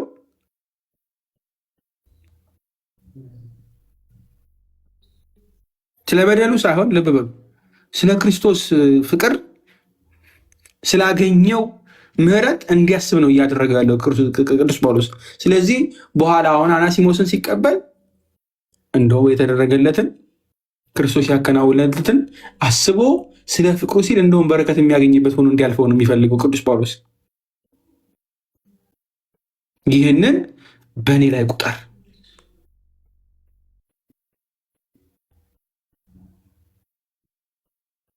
በእኔ ላይ ቁጠር። አሁን ቁጥር 19ን ተመልከቱት። ፊሊሞን 19 ክፍቹ እኔ ጳውሎስ ይላል። ልብ በሉ እኔ ጳውሎስ ይህን ሁሉ ካለው በኋላ እኔ ጳውሎስ እኔ እመልሰዋለሁ ብዬ ይላል በእጄ ጽፋለሁ። ከዚህም በላይ ለእኔ የራስህ ደግሞ ብድር እንዳለብህ አልልህም ይለዋል። ልብ በሉ አልልህም፣ እኔ እመልሰዋለሁ ነው ብዬ በእጄ ጽፋለሁ ነው የሚል። በእጄ ጽፋለሁ ፈቃደኛ እንደሆነ ብድሩን ለመመለስ እንደፈቀደ ይናገራል። ነገር ግን ልብ በሉ ፊሊሞናን ምን ያስታውሰዋል? ፊሊሞናን እንዲያስታውስ እያደረገው ነው። ፊሊሞና እንደው ምንም ነገር ያልተከፈለለት ነገር እንዳልሆነ እንዲያስብ እኔ ምንም አያስፈልገኝም እንዳይል ከዚህ በላይ እኔ የራስህን ደግሞ ብድር እንዳለብህ አልልህም ብሎ ልብ በሉ የራስህ ደግሞ ብድር ነው የሚለው አልልህም። ምክንያቱም ፊሊሞና በቅዱስ ጳውሎስ ያገኘው መዳን ሕይወቱን ካለመኖር ወደ መኖር፣ ሕይወት ከሌለበት ሕይወት የሆነውን ክርስቶስ ወደ ማግኘት ሆኗል። ስለዚህ ራሱንም ቢሆን ራሱ ሙሉ በሙሉ እንዲገዛ ሆኗል በክርስትናው ምክንያት ለቅዱስ ጳውሎስ ማለት ነው። ቅዱስ ጳውሎስ የክርስቲያን አባት ስለሆነ፣ ቅዱስ ጳውሎስ ምንድነው የመንፈስ አባቱ ስለሆነ፣ ቅዱስ ጳውሎስ ስልጣን ያለው ስለሆነ ምንም ቢያዘው ሊያደርገው እንደሚገባ ከብዙ በደል የገላገለው ወደ ክርስትና ሕይወት እንዲመጣ ያስተማረው ስለሆነ በብዙ ነገር ማለት ነው። ቅዱስ ጳውሎስ ምን እያለው ነው? ብድር እንዳለብህ አልልህም ነው የሚለው። አልልህም ግን ብዙ ነገር የተደረገልህ መሆኑን ግን አስታውስም። ምክንያቱም በክርስቶስ ያገኘውን ጸጋ አስታውስ፣ በክርስቶስ ያገኘውን ምሕረት አስታውስ። ልብ በሉ ቅዱስ ጳውሎስ ባስተማረው እርሱ በሰጠው ጸጋ ብዙ ነገር እያደረገ እንደሆነ እንዲያስታውስ ይህ ያልተደረገልኝ አይነት ነገር ደግሞ ማን ምን ያደረገልኝ እንዳይል ነው የሚያስታውሰው። አልልህም ነው የሚለው፣ ግን አልልኸው። ክፈችልኝ። በነገራችን ላይ የማቴዎስ ወንጌል ምዕራፍ 18 ስትመለከቱ ጌታ የሚያስቀምጠው ክፍል አለ። ቅዱስ ጳውሎስ አሁን ፊሊሞናን በኋላ ወደ ጌታ እየጠቆመው ስለሆነ ነው። እሺ ይህን ማሳያችሁ ቁጥር 18 ምዕራፍ 18 ከቁጥር 21 ማለት እስከ 35 ድረስ አንብቡት እናንተ። ይቅር ስለማድረግ ያለውን ክፍል ነው አሁን ቅዱስ ጳውሎስ በነገራችን ላይ እያመጣበት ያለው። እኔ ልብ በሉ፣ ስለ እኔ የራስህ ደግሞ ብድር እንዳለብህ አልልህም ብሎ ሲያስቀምጠው እርሱ የተደረገለትን ይቅር መባል እንዲያስታውስ ነው። በዚህን ጊዜ ጴጥሮስ ወደ እርሱ ቀርቦ ጌታ ሆይ ወንድሜ ቢበድለኝ ስንት ጊዜ ልተውለት? እስከ 7 ጊዜ ናለው ይላል። አሁን ወደ ፊልሞና መልእክት እየተላከ ያለው በማን ነው? በቅዱስ ጳውሎስ። ማን ይቅር እንዲባል? አናሲሞስ። ወደ ማ ይቅር ባዩ? ፊሊሞና። የበደለው ማን ነው? አናሲሞስ። የተበደለው ማን ነው? ፊሊሞና።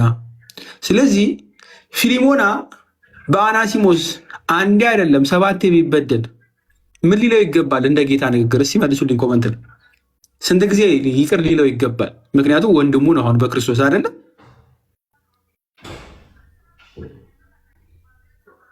ይቅር ሊለው ይገባል አይደለም።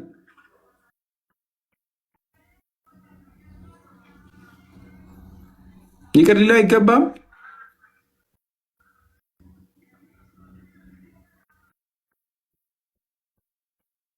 ይገባል። በነገራችን ላይ በደንብ ቁጥር 33 አንድ ይክፈችልኝ እስከ 35 ድረስ አንብቡት እናንተ ሙሉ ክፍሉ። በነገራችን ላይ በጣም ደስ የሚል ስለሆነ ማለት ነው። ቁጥር 33 ላይ እንዲህ የሚል ስላለው እኔ እንደ ማርሁ ባልንጀራ የሆነውን ያን ባሪያ ልትምረው ለአንተስ አይገባህምን አለው ብሎ ያስቀምጣል። ልብ በሉ። እኔ ምን እንዳልኩ እንደ ማርሁ ባልንጀራን የሆነውን ያን ባሪያ ልትምረው ለአንተስ አይገባህንም አለው ይላል። ልብ በሉ። ቅዱስ ጳውሎስ ከላይ ምን ብሎት ነበረ? ከእንግዲህ ወዲህ እንደ ባሪያ አይሆንም ብሎታል አይደለ? እንደ ባሪያ አይሆንም አላለው ብሎታል አይደለ? ምን ብሎታል? እንግዲህ እንደ ባልንጀራ ብትቆጥረኝ ነው የሚል ትዝ ካላችሁ ቁጥር 16 እና 17 ላይ የጌታን ቃል ነው እንዲያስታውስ የሚያደርገው ለፊሊሞና። ስለዚህ ብዙ የተማረ ነው አይደለም? ተምሯል። ፊሊሞና በጌታ ምሕረት ብዙ ያገኘ ጸጋን ያገኘ መዳን ያገኘ አይደለም? አግኝቷል። ስለዚህ እሱን ነው እያስታወሰ ያለው። ጌታም ብሏል። ልብ በሉ። እኔ እንደ ማርሁ ባልንጀራን የሆነውን ያን ባሪያ ልትምረው ለአንተስ አይገባህም። አሁን ቅዱስ ጳውሎስ ፊሊሞናን ምን እያደረገው ነው?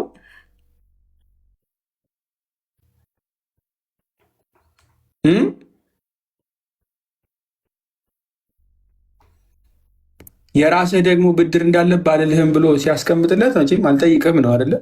ግን ተምርሃል ነው። የተማረ ደግሞ ይምራል።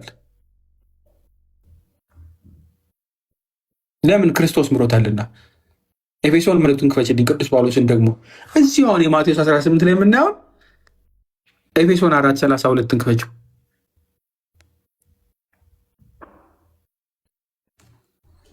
እና ራሱን መለ ቆላስይስ መልእክቱ ላይ ምናልባት ምዕራፍ 3 ቁጥር 13 እናየዋለን። 4:32 ተመልከቱት። እርስ በርሳችሁ ቸሮችና ሩሮች ሁኑ፣ እግዚአብሔርም ደግሞ በክርስቶስ ይቅር እንዳላችሁ ይቅር ተባባሉ ይላል። ይችን ክፍል አስተውሉ። ማን ይቅር እንዳላችሁ ተባባሉ? እግዚአብሔርም አይደለም? እግዚአብሔርም። ይህንን ነው ልብ በሉ። ቅዱስ ጳውሎስ እንዲያስታውሰው ነው ብድር እንዳለብህ እያለ የሚያስቀምጠው። አልልህም ሲለው እንደው አበድሬን ምናምን የምንጠይቅህ አይደለም። ይህ በነፃ የተሰጠ ነው። ከክርስቶስ በነፃ የሆነ ነው የተሰጠ ነው። በደልን ልብ በሉ፣ ኃጢአታችን ይቅር መባል ከክርስቶስ በነፃ የሆነ ነው። ስለዚህ በነፃ ያገኘው ልጅነት አለ። እሱን አስተው። እኔ አልልህም ነው የሚለው፣ ብድር ነው ብዬ አለብህ አልልህም። ለምን? ክርስቶስ ዝም ብሎ የሰጠ ስለሆነ። አንተም ያገኘውን ግን ለሌሎች ልሰጥ ደግሞ ግድ ነው። የቆላስይስ መልእክቱን ክፈችልኝ ምዕራፍ 3 ቁጥር 13 ላይ እንደው ይሄ ነገር አይሆንም ምናምን ብሎ እንትን እንዳይል ቅዱስ ጳውሎስ በሚገርም ቃል ስላስቀመጠው 3:13 ክፈችው። እንዲህ ይላል፣ እርስ በርሳችሁ ትዕግስትን አድርጉ፣ ማንም በባልንጀራው ላይ የሚነቅፈው ነገር ካለው ይላል ይቅር ተባባሉ፣ ክርስቶስ ይቅር እንዳላችሁ እናንተ ደግሞ እንዲሁ አድርጉ እያለ ያስቀምጣል። ክርስቶስ እንዲሁ ልብ በሉ ይቅር እንዳላችሁ እናንተም አድርጉ፣ እርስ በራሳችሁ ትዕግስትን አድርጉ። ስለዚህ እኔ እመልሳለሁ ብዬ በእጅ ጽፌአለሁ፣ ከዚህም በላይ ለእኔ ይላል የራስ ደግሞ ብድር እንዳለብህ አልልህም። በቃ አልልህም። ምክንያቱም አንተም ብዙ ተምረሃል፣ ስለዚህ ልትምረው ግድ ነው። እኔ እመልስልሃለሁ ብዬ በእጅ ጽፌልሃለሁ፣ ስለዚህ ተቀበለኝ ነው። ስለዚህ ለእነርሱ ብዙ እንደተደረገላቸው የሚያውቁ ሰዎች ልክ እንደ ፊሊሞና ማለት ነው ምን ያደርጋሉ? ትንንሽ ነገር ይቅር ይላሉ አይሉም። በብዙ እኮ ነው ይቅር የሚሉት። እነርሱ የተደረገላቸው ምን ያክል እንደሆነ ስለሚያውቁ እነርሱ ደግሞ በምን ያደርጋሉ? በብዙ እጥፍ ይቅር ይላሉ። ቅዱስ ጳውሎስ እያደረገ ያለው ይህንን ነው። ከዛ አሁን ወንድሜ ሆይ ይላል። ልብ በሉ ክፈቱት፣ ቁጥር 20 ላይ አሁን ወንድሜ ሆይ በጌታ እኔ እንድጠቅምብህ ወይ ደግሞ እንድጠቀምብህ ይሁን በክርስቶስ ልቤን አሳርፍልኝ ይለዋል። በክርስቶስ ልቤን አሳርፍልኝ። አሁን ይህ ክፍል እየተናገረ ያለው በክርስቶስ ልቤን አሳርፍልኝ የሚለው ቁጥር 7 ላይ ምን ብለው ነበረ? የቅዱሳንን ልብ በአንተ ስራ ስላረፈ ይላል አይደለ? ቁጥር 7 ላይ ከፍ አድርግ። ፊሊሞናን እንዲህ ብሎት ነበረ፣ ትዝ ካላችሁ ቁጥር 7 ላይ መምህር ሲያስተምሩ የቅዱሳን ልብ በአንተ ስራ ስለአረፈ ይላል። ወንድም ሆይ በፍቅርህ ብዙ ደስታንና መጽናናትን አግኝቻለሁና ብሎታል።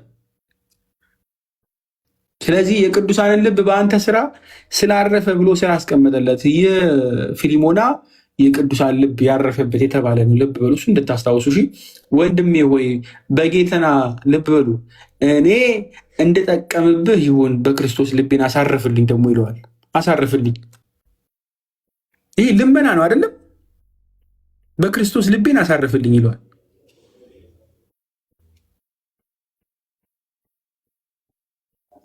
አርገው ነው ደግማ አርገው ነው አይደለም? ቁጥር 7 ላይ አርጎታል እኮ ልብን ማሳረፍ አድርጎታል። እሺ እንቀጥላለን። እሺ ጤና ልብ በሉ ለእርሱም እንዲደረግለት ነው። አርገው ደግመህ አርገው ነው የሚለው። አሁን ፊሊሞናን እንድትመለከቱ የምንፈልገው በክርስቶስ ክርስቲያን የሆነ በደንብ መልካም እያደረገ ያለ ሰው እንደሆነ ቅዱስ ጳውሎስም እያደረገ ያለ ፍቃዱን እንዲያውቅ እንዲህ እየጠየቀው መልካም ነገርን እያደረገ ያለ ወንድም እንደሆነ ስለሚያውቅ ደግመህ አድርገው ለአናሲሞስ ነው እንግዲህ እያለ ያለው።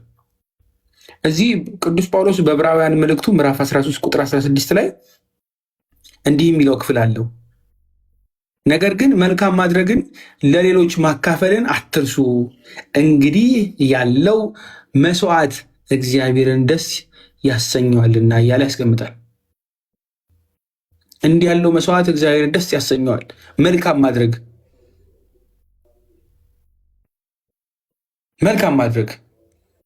ገላትያ 6 ክፈችልኝ፣ ምናልባት ከመጣሽ ገላትያ 6:9 ማካፈልን አትርሱ ለሌሎች። ስለዚህ ቅዱስ ጳውሎስ ፊሊሞናን እያለ ያለው ምንድን ነው? እኔንም አሳርፍኝ፣ ልቤን አሳርፍልኝ፣ ወንድምህን አናሲሞስን አሳርፈው፣ በጌታ እኔ እንድጠቀምብህ ይሁን ነው የሚለው። እኔ እንድጠቀምብህ ይሁን በጌታ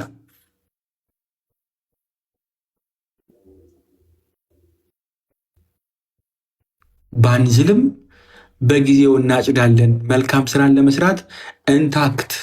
እንግዲያስ ጊዜ ካገኘን ዘንድ ለሰው ሁሉ ይልቁንም ለሃይማኖት ቤተሰቦች መልካም እናድርግ ብሎ ቅዱስ ጳውሎስ ያስቀምጣል። ብሉ ጊዜ ካገኘን ምን ካገኘን ምን ካገኘን ጋይስ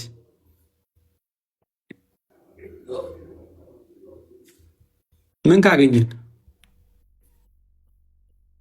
ጊዜ ካገኘን፣ ልብ በሉ ባለን ሰዓት ማድረግ በምንችል ሰዓት ልናደርግ ግድ ነው። የማናደርግባቸው ጊዜዎች ሊኖሩ ይችላሉ። በነገራችን ላይ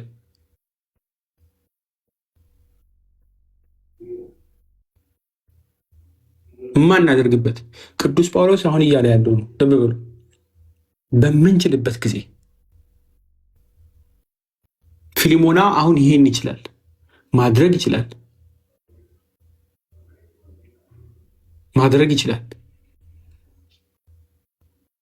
ስለዚህ ይጠይቀዋል ማለት ነው። ይጠይቀዋል።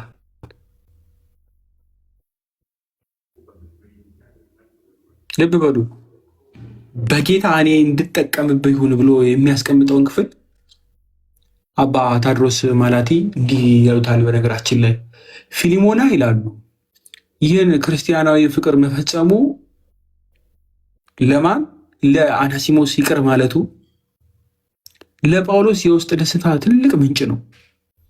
ለምን ቅዱስ ጳውሎስ ይደሰታል ከተባለ ወንድሙ ስለሚታረቅ ከባልንጀራው ጋር ምን ስለሚሆን አንድ ስለሚሆን አንዱ በአንዱ ላይ ባሪያ ሆኖ ሳይሆን ክርስቲያናዊ ፍቅር ኖሯቸው እርስ በራስ ምን ስለሚለው ስለሚያገለግሉ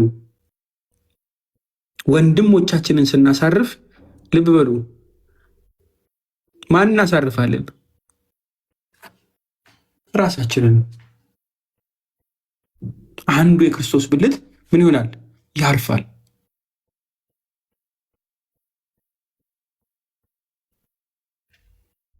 ያርፋል። ስለዚህ ልብ በሉ ለእኔ አይደለም ብሎ ሲያስቀምጥ በክርስቶስ ልቤን አሳርፍልኝ፣ በጌታ እኔ እንድጠብቅብህ ወይ እኔ እንድጠብቅብህ ወይ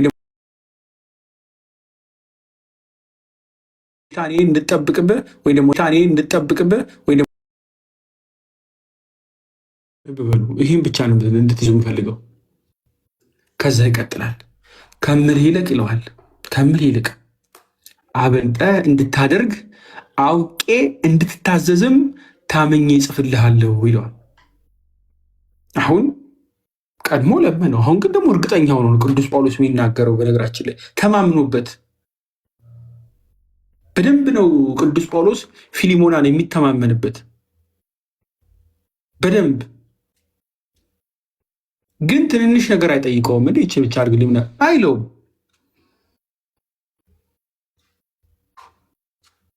ብዙ እንዲያደርግ ትንሽ ተደርጎለታል፣ ብዙ እንዲያደርግ ነው የሚጠብቀው።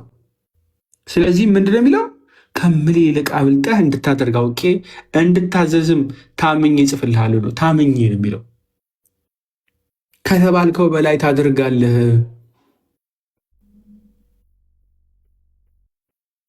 በነገራችን ላይ በትውፊት ፊሊሞና አናሲሞስን ነፃ ወጥቶታል እና ቅዱስ ጳውሎስ እንደው ይቅር በለው ብቻ ብሎ ሲልከው አናሲሞስ ይቅር ከማለትም አልፎ ከባርነትም ነፃ ወጥቶታል። ነፃነቱን ሰጥቶታል። ይህን ያውቃል ቅዱስ ጳውሎስ፣ ይህን ያውቃል። ከባርነት ነፃ ወጥቶ በነገራችን ላይ የቤሪያ ኤጲስቆጶስ ሆኖ አገልግሏል አናሲሞስ።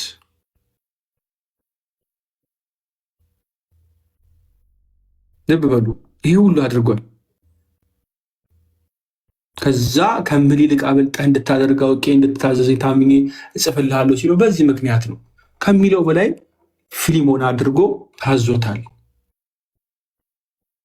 ትንሽ በደል ከመሰላችሁ እናንተ ሁለት ነገር እንድታደርጉ ጌታ ነግሮናል አይደለም?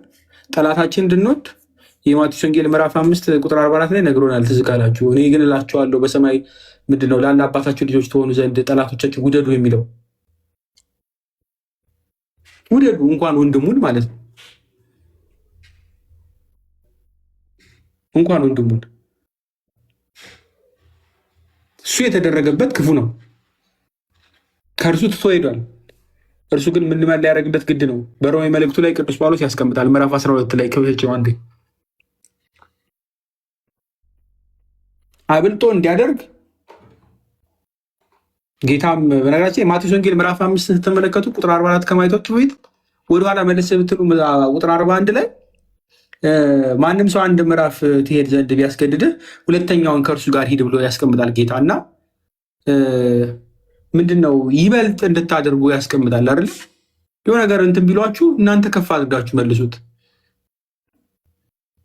ፊልሞና ልክ እንደዛ ነው። በነገራችን ላይ ትንሽ እንትን ብሏል አይደለ? ብዙ አብድ ነው የሚባለው ትንንሽ ነገር የታዘዘ ነገር ግን እሱ ከፍ አብልጦ ይሰራዋል። አብልጦ ሲሰራ ትመለከታላችሁ። ሮሜ መልእክት ምዕራፍ 12 ክፈችው። እስካሁን አልከፈትም። ቁጥር 20 ላይ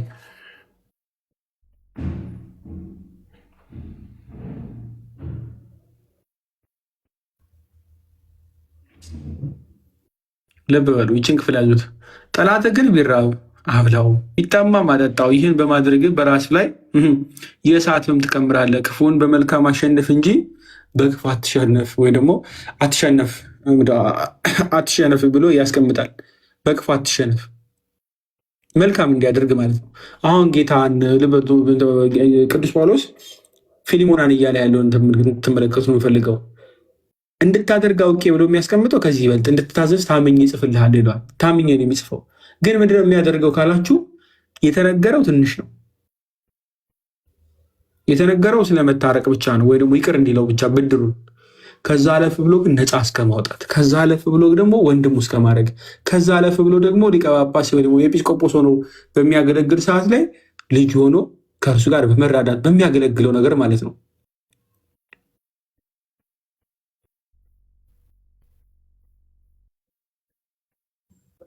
ልብ በሉ።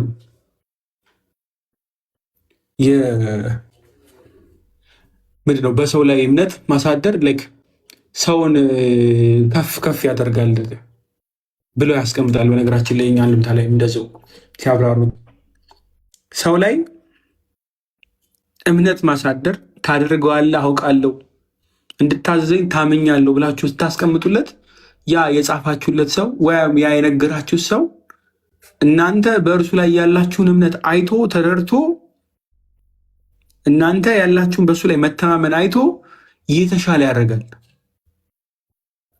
የተሻለ ያደርጋል። እንደውም እንዲህ ለሚያደርጉ ሰዎች ልብ ብላችሁ ያዙልኝ። እምነት አለኝ በአንተ ትችላለህ፣ ታደርገዋለህ ብላችሁ በምትነግሩት ጊዜ ለዛ ሰውዬ ስጦታ እየሰጣችሁት ነው ብሎ ያስቀምጣሉ። ትችላለህ ማለት ራሱ ስጦታ ነው፣ ስጦታ ነው። ቅዱስ ጳውሎስ ለፊሊሞና እያደረገ ያለው ይህንን ነው። አብልጠህ እንድታደርግ አውቄ ነው የሚለው። ከፍ እያደረገው ነው። ማንን? ፊሊሞናን።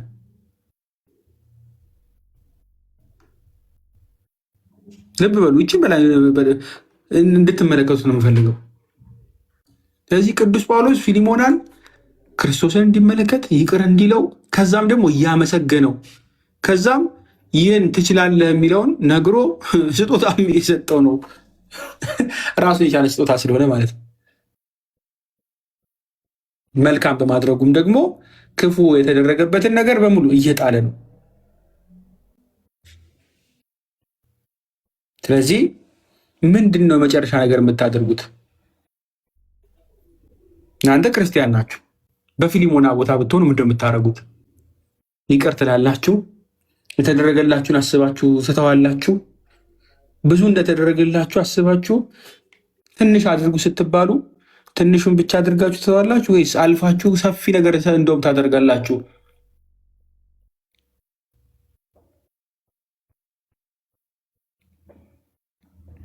ቅዱስ ጳውሎስ በፊሊሞና ታምኗል።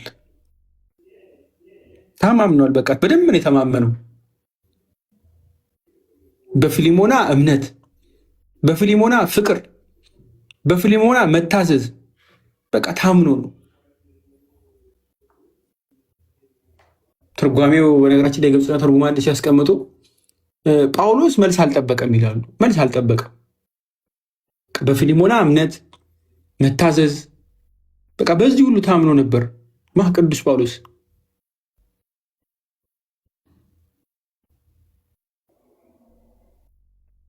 ክርስቶስ በባህሪያው ልብ ውስጥ ሆኖ ወደ ጌታው እንዲመለስ አደረገው ነው የሚሉ በነገራችን ላይ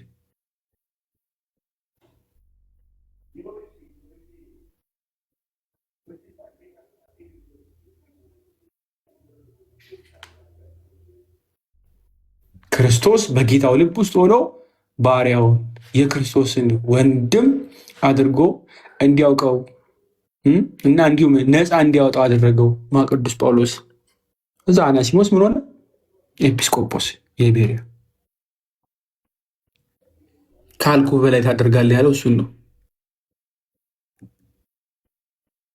እንቀጥል። በክርስቶስ ኢየሱስ ልብ በሉ ከማለቱ በፊት ይችን ነው የመጨረሻው ላይ መዝጊያውን ከመምጣቱ በፊት ደግሞም ከዚህ ጋር የማስተናገናጃ ቤት አዘጋጅልኝ በጸሎታችሁም ለእናንተ እንድሰጥ ተስፋ አደርጋለሁና ብሎ ቅዱስ ጳውሎስ ስለራሱ ደግሞ ያስቀምጣል። ተስፋውን ማለት ነው። ተስፋውን ከዚህም ጋር የማስተናገጃ ቤት አዘጋጅልኝ ይለዋል። ለራሱ ነው አሁን የሚጠይቀው። በጸሎታችሁም ለእናንተ እንድሰጥ ተስፋ አደርጋለሁና ብሎ በቃ የአናሲሞስን ጉዳይ ጨርሶ ወደ ራሱ ይመጣል። የማስተናገጃ ቤት አዘጋጅልኝ በጸሎታችሁ ለእናንተ እንድሰጥ ተስፋ አደርጋለሁ ነው የሚለው። ተስፋ አደርጋለሁ። ይህንን የሚያደርገው ለምንድን ነው? በሐዲስ ኪዳን በነገራችን ላይ የተለመደ ነው። ዕብራውያን መልእክቱ ምዕራፍ 13 እንክፈችልኝ። ቅዱስ ጳውሎስ የሚያስቀምጠው ስላለ ጴጥሮስን በመልእክቱ አለ። በእርግጥ ሁለቱንም እናያለን። ዕብራውያን 13:2 የወንድማማች ምንድነው መዋደድ ይኑር ብሎ ያስቀምጥና እንግዶችን መቀበል አትርሱ፣ በዚህ አንዳንዶች ሳያውቁ መላእክትን እንግዳ ተቀብለዋል እንግድነት ተቀብለዋልና የሚለው ክፍል የማስተናገጃ ቤት አዘጋጅልኝ ሲለው ልብ በሉ በማን ተማምኖ ነው?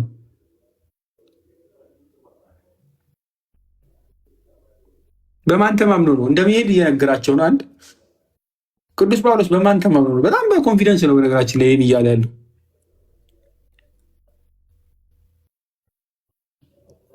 በማን ተማምኖ ንገሩኝ።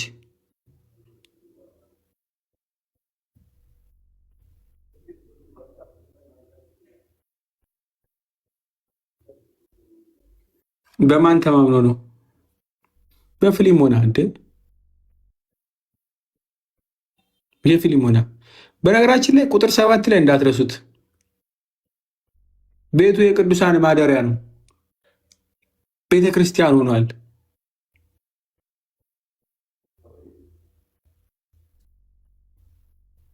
ልብ በሉ ቤተ ክርስቲያን ሆኗል። ብዙዎች የሚተናገዱበት ነው። ብዙዎች የሚተናገዱበት ነው። ስለዚህ የኛ አንድምታ በተለይ እንዲህ ይለዋል፣ ከዚህም ጋር ማደሪያ ያዘጋጅልኝ በእናንተ ጸሎት እግዚአብሔር ጉዳይን እንዲያቃናልኝ ጉዳይን አቅንቶ ከእናንተ ጋር እንዲያገናኝኝ ምን እላለሁ አምናለሁና ብሎ አስቀምጠው ነው የሚሉት። ፊሊሞናን ተማምኖታል። በመልእክቱ እንደሚያስተግረው እንግዳን ስለመቀበል የተነገረውን የሰማ ነው። ያለማንጎራጎር እርስ በርሳችሁ እንግድነትን ተቀባበሉ ነው የሚል። በነገራችን ላይ ይቺ ነገር እንድትይዙልኝ ይፈልጋለሁ። እንግድነት በሐዲስ ኪዳን ጥያቄም የለውም። አንድ ክርስቲያን ስለ አንዱ ክርስቲያን ወንድሙ ማስተናገድ ግድ ነው። ጥያቄም እንትን አይባልም። ፈቃድ ከሆነ እንደዛ የለም። አንደኛ ጴጥሮስ 4:9 እንክፈች። ምናልባት አንደኛ ጴጥሮስ 4:9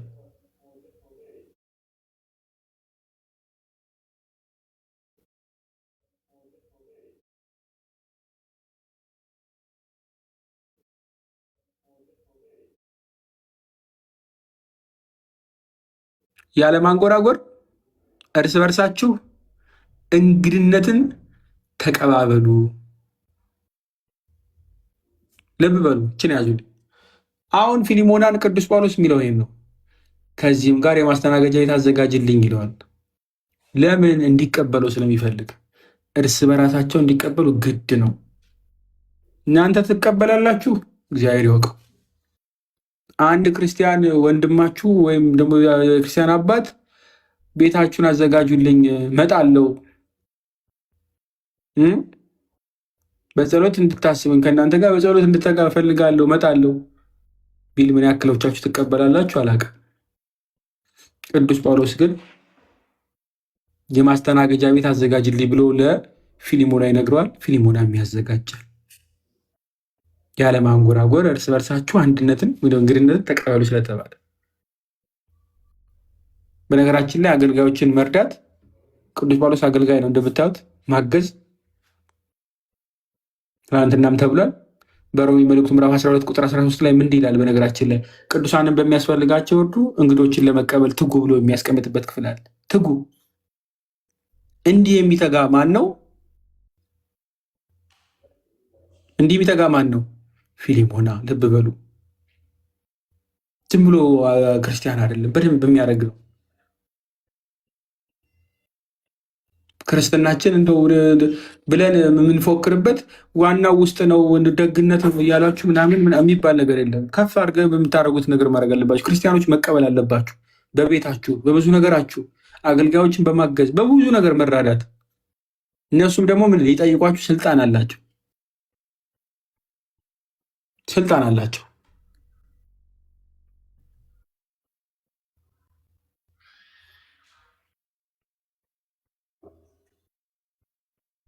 ገብ በሉ።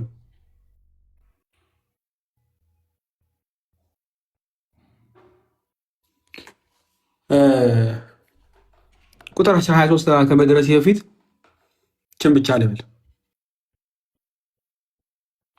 ጳውሎስ ከጠየቀው በላይ ፊሊሞና ልብ በሉ እንደሚያደርግ አመን። ከእስር ቤት በቅርቡ ልብ በሉ እንደሚፈታ አውቋል። ምክንያቱም ጸሎታችሁ ያገናኘናል ነው የሚል። ልብ በሉ ጸሎታችሁ ምን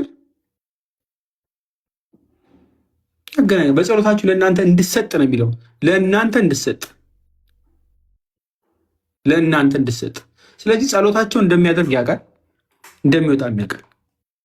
ማደሪያ ግን እንዲያዘጋጅለት በጸሎታችሁ ከወጣው ማደሪያ እንዲያዘጋጅለት ይጠይቃል። ስለዚህ ማውጣት ብቻ ሳይሆን ማደሪያ ማዘጋጀትም ከኛ ይጠበቃል፣ ከክርስቲያኖች። ቁጥር 23ን እናንብበው። በክርስቶስ ኢየሱስ ከእኔ ጋር የታሰረ ኤጲፍራ፣ አብረውኝም የሚሰሩ ማርቆስና አርስጥሮኮስ፣ ዴማስም ሉቃስም ሰላምታ ያቀርቡልሃል። የጌታችን የኢየሱስ ክርስቶስ ጸጋ ከመንፈሳቸው ጋር ይሁን አሜን ብሎ ያስቀምጣል። ይችን ብቻ ያዙልኝ። በክርስቶስ ኢየሱስ ከእኔ ጋር የታሰረ ኤጲፍራ ይላል ብሎ ያስቀምጣል። በምን? በክርስቶስ ኢየሱስ። በፊልጵስዩስ መልእክቱ ምዕራፍ 1 ቁጥር 5 ላይ ሁልጊዜ በጸሎቴ ሁሉ ስለ እናንተ ሁሉ በደስታ እየጸለይሁ ከፊተኛው ቀን እስከ ዛሬ ድረስ ወንጌልን በመስበክ አብራችሁ ስለሰራችሁ ባሰባችሁ ሁሉ ወይ ደግሞ ባሰብኳችሁ ጊዜ ሁሉ አምላኬን አመሰግናለሁ ብሎ ቅዱስ ጳውሎስ እንዲህ የሚያመሰግናቸው አሉ፣ በመስበክ አብረው ከእሱ ጋር ስለሚሰሩት።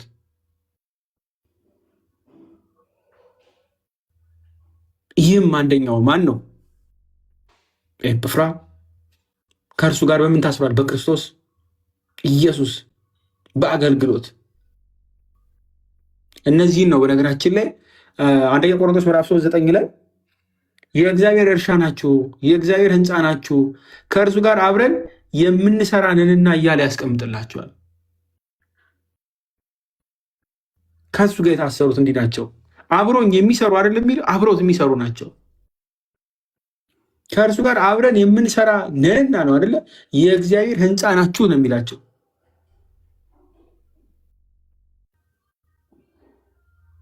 ሰላም ሲላችሁ ትመለከታላችሁ አይደለ? ሮሜ መልእክቱ ምዕራፍ 16 ቁጥር 3 ላይ በክርስቶስ ኢየሱስ አብረው ለሚሰሩ ይላል፣ ስማቸውን የጠቀሰ ለጵርስቅላ ይላል፣ ለአቂላ ሰላምታ አቅርቡልኝ ይላል። እነርሱም ስለ ነፍሴ ነፍሳቸውን ለሞት አቀረቡ ይላል። ልብ በሉ። ከእርሱ ጋር ያሉት እነዚህ ስለምን ያሉ? ስለ ነፍሴ ነፍሳቸውን ሊሉ ለሞት አቀረቡ። የአሕዛብም አብያተ ክርስቲያናት ሁሉ የሚያመሰግኗቸው ናቸው እንጂ እኔ ብቻ አይደለሁም ብሎ ያስቀምጥላቸዋል። እነዚህ ይዘረዘራቸዋል። ስለሚወዳቸው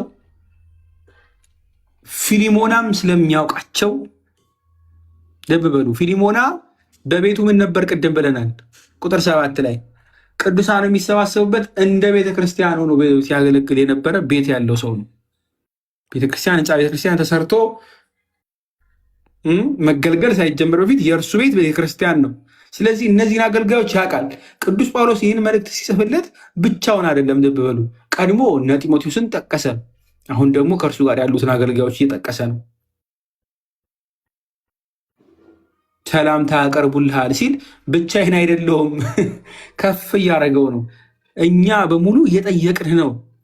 አሁን ለፊሊሞና ምን ያክል ከባድ እንደሆነ አስቡት። ኧረ እምቢ ለመከልከል እንዴት ይሆን? አይሆንም። ይህ ሁሉ ሰው ነው የሚማለደው። እኔና ብሎ የጠቀሳቸው በሙሉ ለክርስቶስ የሚያገለግሉ ናቸው። ሁሉ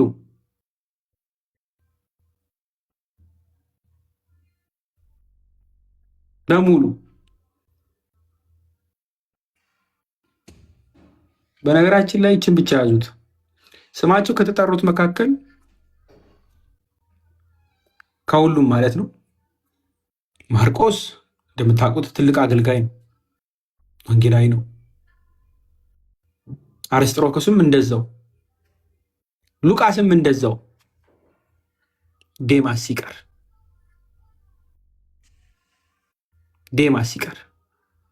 ዴማስ ግን የአሁኑን ዓለም ወዶ ትቶትኛልና ወደ ሰሎንቄም ሄዷል፣ ቄርቄስም ወደ ገላትያ፣ ቲቶም ወደ ልድማያ ሄደዋል ብሎ ያስቀምጣል። ሁለተኛ ጢሞቴዎስ መልእክቱ ላይ ቅዱስ ጳውሎስ ምዕራፍ 4 ላይ የአሁኑን ዓለም ወዶ ትቶኛልና ይላል ቅዱስ ጳውሎስ። እነዚህ በሙሉ ስማቸው የተጠሩት መካከል የነበረ ሰው ነው ዴማስ። ምን ሆነ ግን? ዓለሙን ወዷልና ትቶኛልና ብሎ ተቀምጦለታል። እንዳትረሱት እሺ። አንደኛ ጢሞቴዎስ ምዕራፍ 4 ላይ እዚህኛው ጋር ግን ሲመሰገን ትመለከቱታላችሁ። ምናልባት ሳልነግራችሁ በወጣ ስለግሬ ነው። ተመስግኖ መውጣት አገልጋይ ተብሎ ተመርጠው ከነበሩ ሰዎች መካከል አይ ደግሞ ሸሽተው የተመለሱ ታገኛላችሁ። ልክ እንደ ዴማስ ማለት ነው።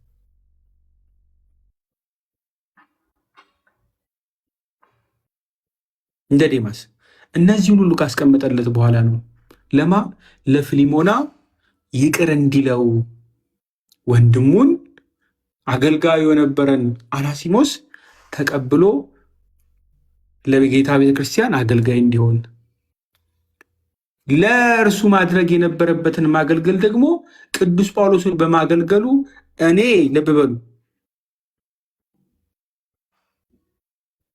በሉ እኔ አንተ ታገለግለኝ መሆን ሲገባ አንተ ከማገልገል ይልቅ በአንተ ፋንታ እርሱ አገለገለ ብሎ አስቀምጦታል። ስለዚህ አናሲሞስ የፊሊሞናን ምን ፋንታን ያገለገለው?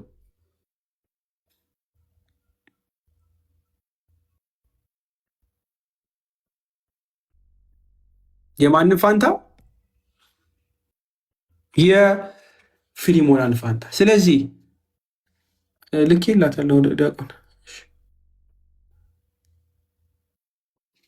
አለ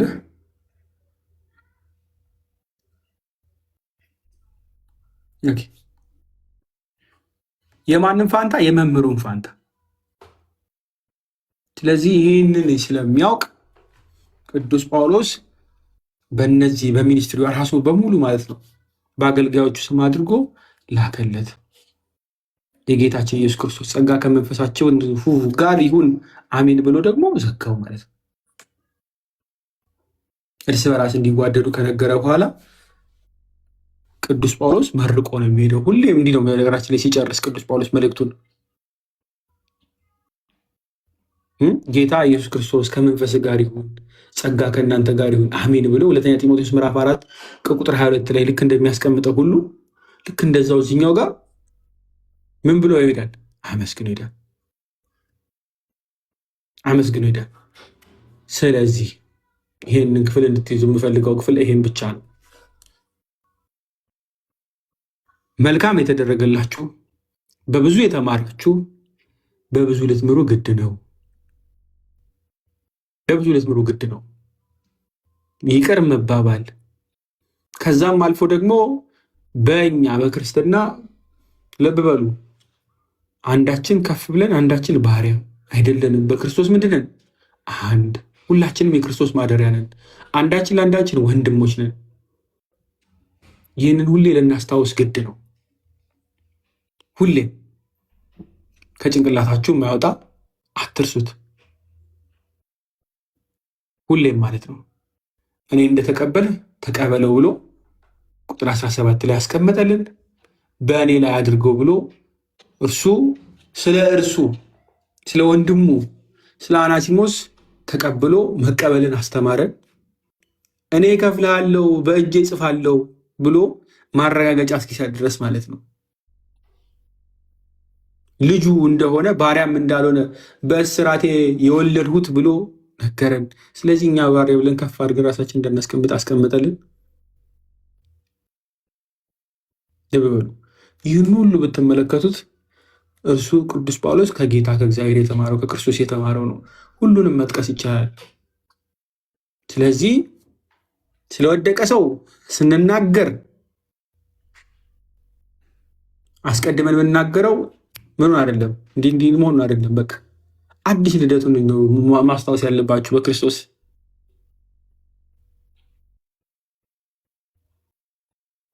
በክርስቶስ ስንለምን ሰዎችን እርቅ ምናምን በምጠይቁ ሰዓት በዓለማዊ ነገርም ሁሌ በፍቅር ነው። በስልጣን አይሁን፣ በስልጣን አይሁን። ምክንያቱም ሊደረግ እንደሚችል ያ ሰውዬ የምትለምኑት ሰውዬ እንደሚያደርግ አውቃችሁ በፍቅር እንድትጠይቁት ነው የሚፈለግ። ምክንያቱም ያ ሰውዬ ክርስቲያን ከሆነ ካዘሱ በላይ እንድትሰራ አውቄ ብሎ ቅዱስ ጳውሎስ እንደተናገረው ይህም እንደዛው ልክ እንደሚያደርግ እናንተም ማወቅ አለባችሁ። ስንታረቅ ዝም ብለን እንደው ብለን መታረቅ የለም። ዕዳ ካለ መከፈል እንዳለበት ትማራላችሁ። እንደ ሮማውያን ሕግ ቢሆን አናሲሞስ መገደል ነበረበት። ይህንን እያወቁ ግን ተመለሰ። ስለምን? ስለ እርቅ ሲል። የበደለንን ዕዳ መክፈል ግድ ነው። ስንሰጥም በፈቃድ በጎ ነገርም ቢሆን ደግሞ እንደዛው በፈቃድ በግድ የተሰራ ምንድነው? አይደለም፣ በጎ አይደለም። በቃ በጎነት የለው። ከዛም ባለፈ ደግሞ ከፊሊሞና ምንን እንማራለን? ቤቱ የምን ማረፊያ ነበረ? የቅዱሳን ማረፊያ ነበረ። የቅዱሳን ማደሪያ ነበር። ቤተ ክርስቲያን ነበር። እኛ ክርስቲያኖች ነን የምንል ከሆነ ቤታችን የማን ማረፊያ ነው መሆን ያለበት? ነገሩ ወይም ማደሪያ እግዚአብሔር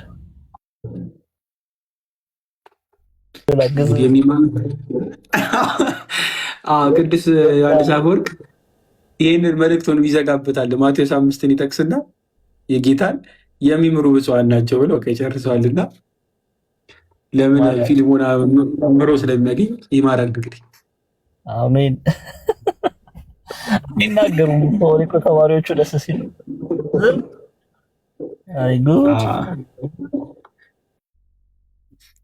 እንትን ነው መናገር ኃጢአት ነው ብለህ ፊልሞናን እንግዲህ ጨርሰናል ማለት ነው። የሁለት ቀን መርሃ ግብር ነች ብያለሁ። እግዚአብሔር ይመስገን። በጣም ቆንጆ ነበረ። ያ የተከታተልኩ ነበር። እኔም አላዲ እግዚአብሔር አምላክ ይባርክ። ላይ የምታገለግልበትን ጸጋውን አብዝቶ ይስጥ። እንወዳለን። አሜን አሜን። ሁላችንም ሰፊ ላይ እናርግና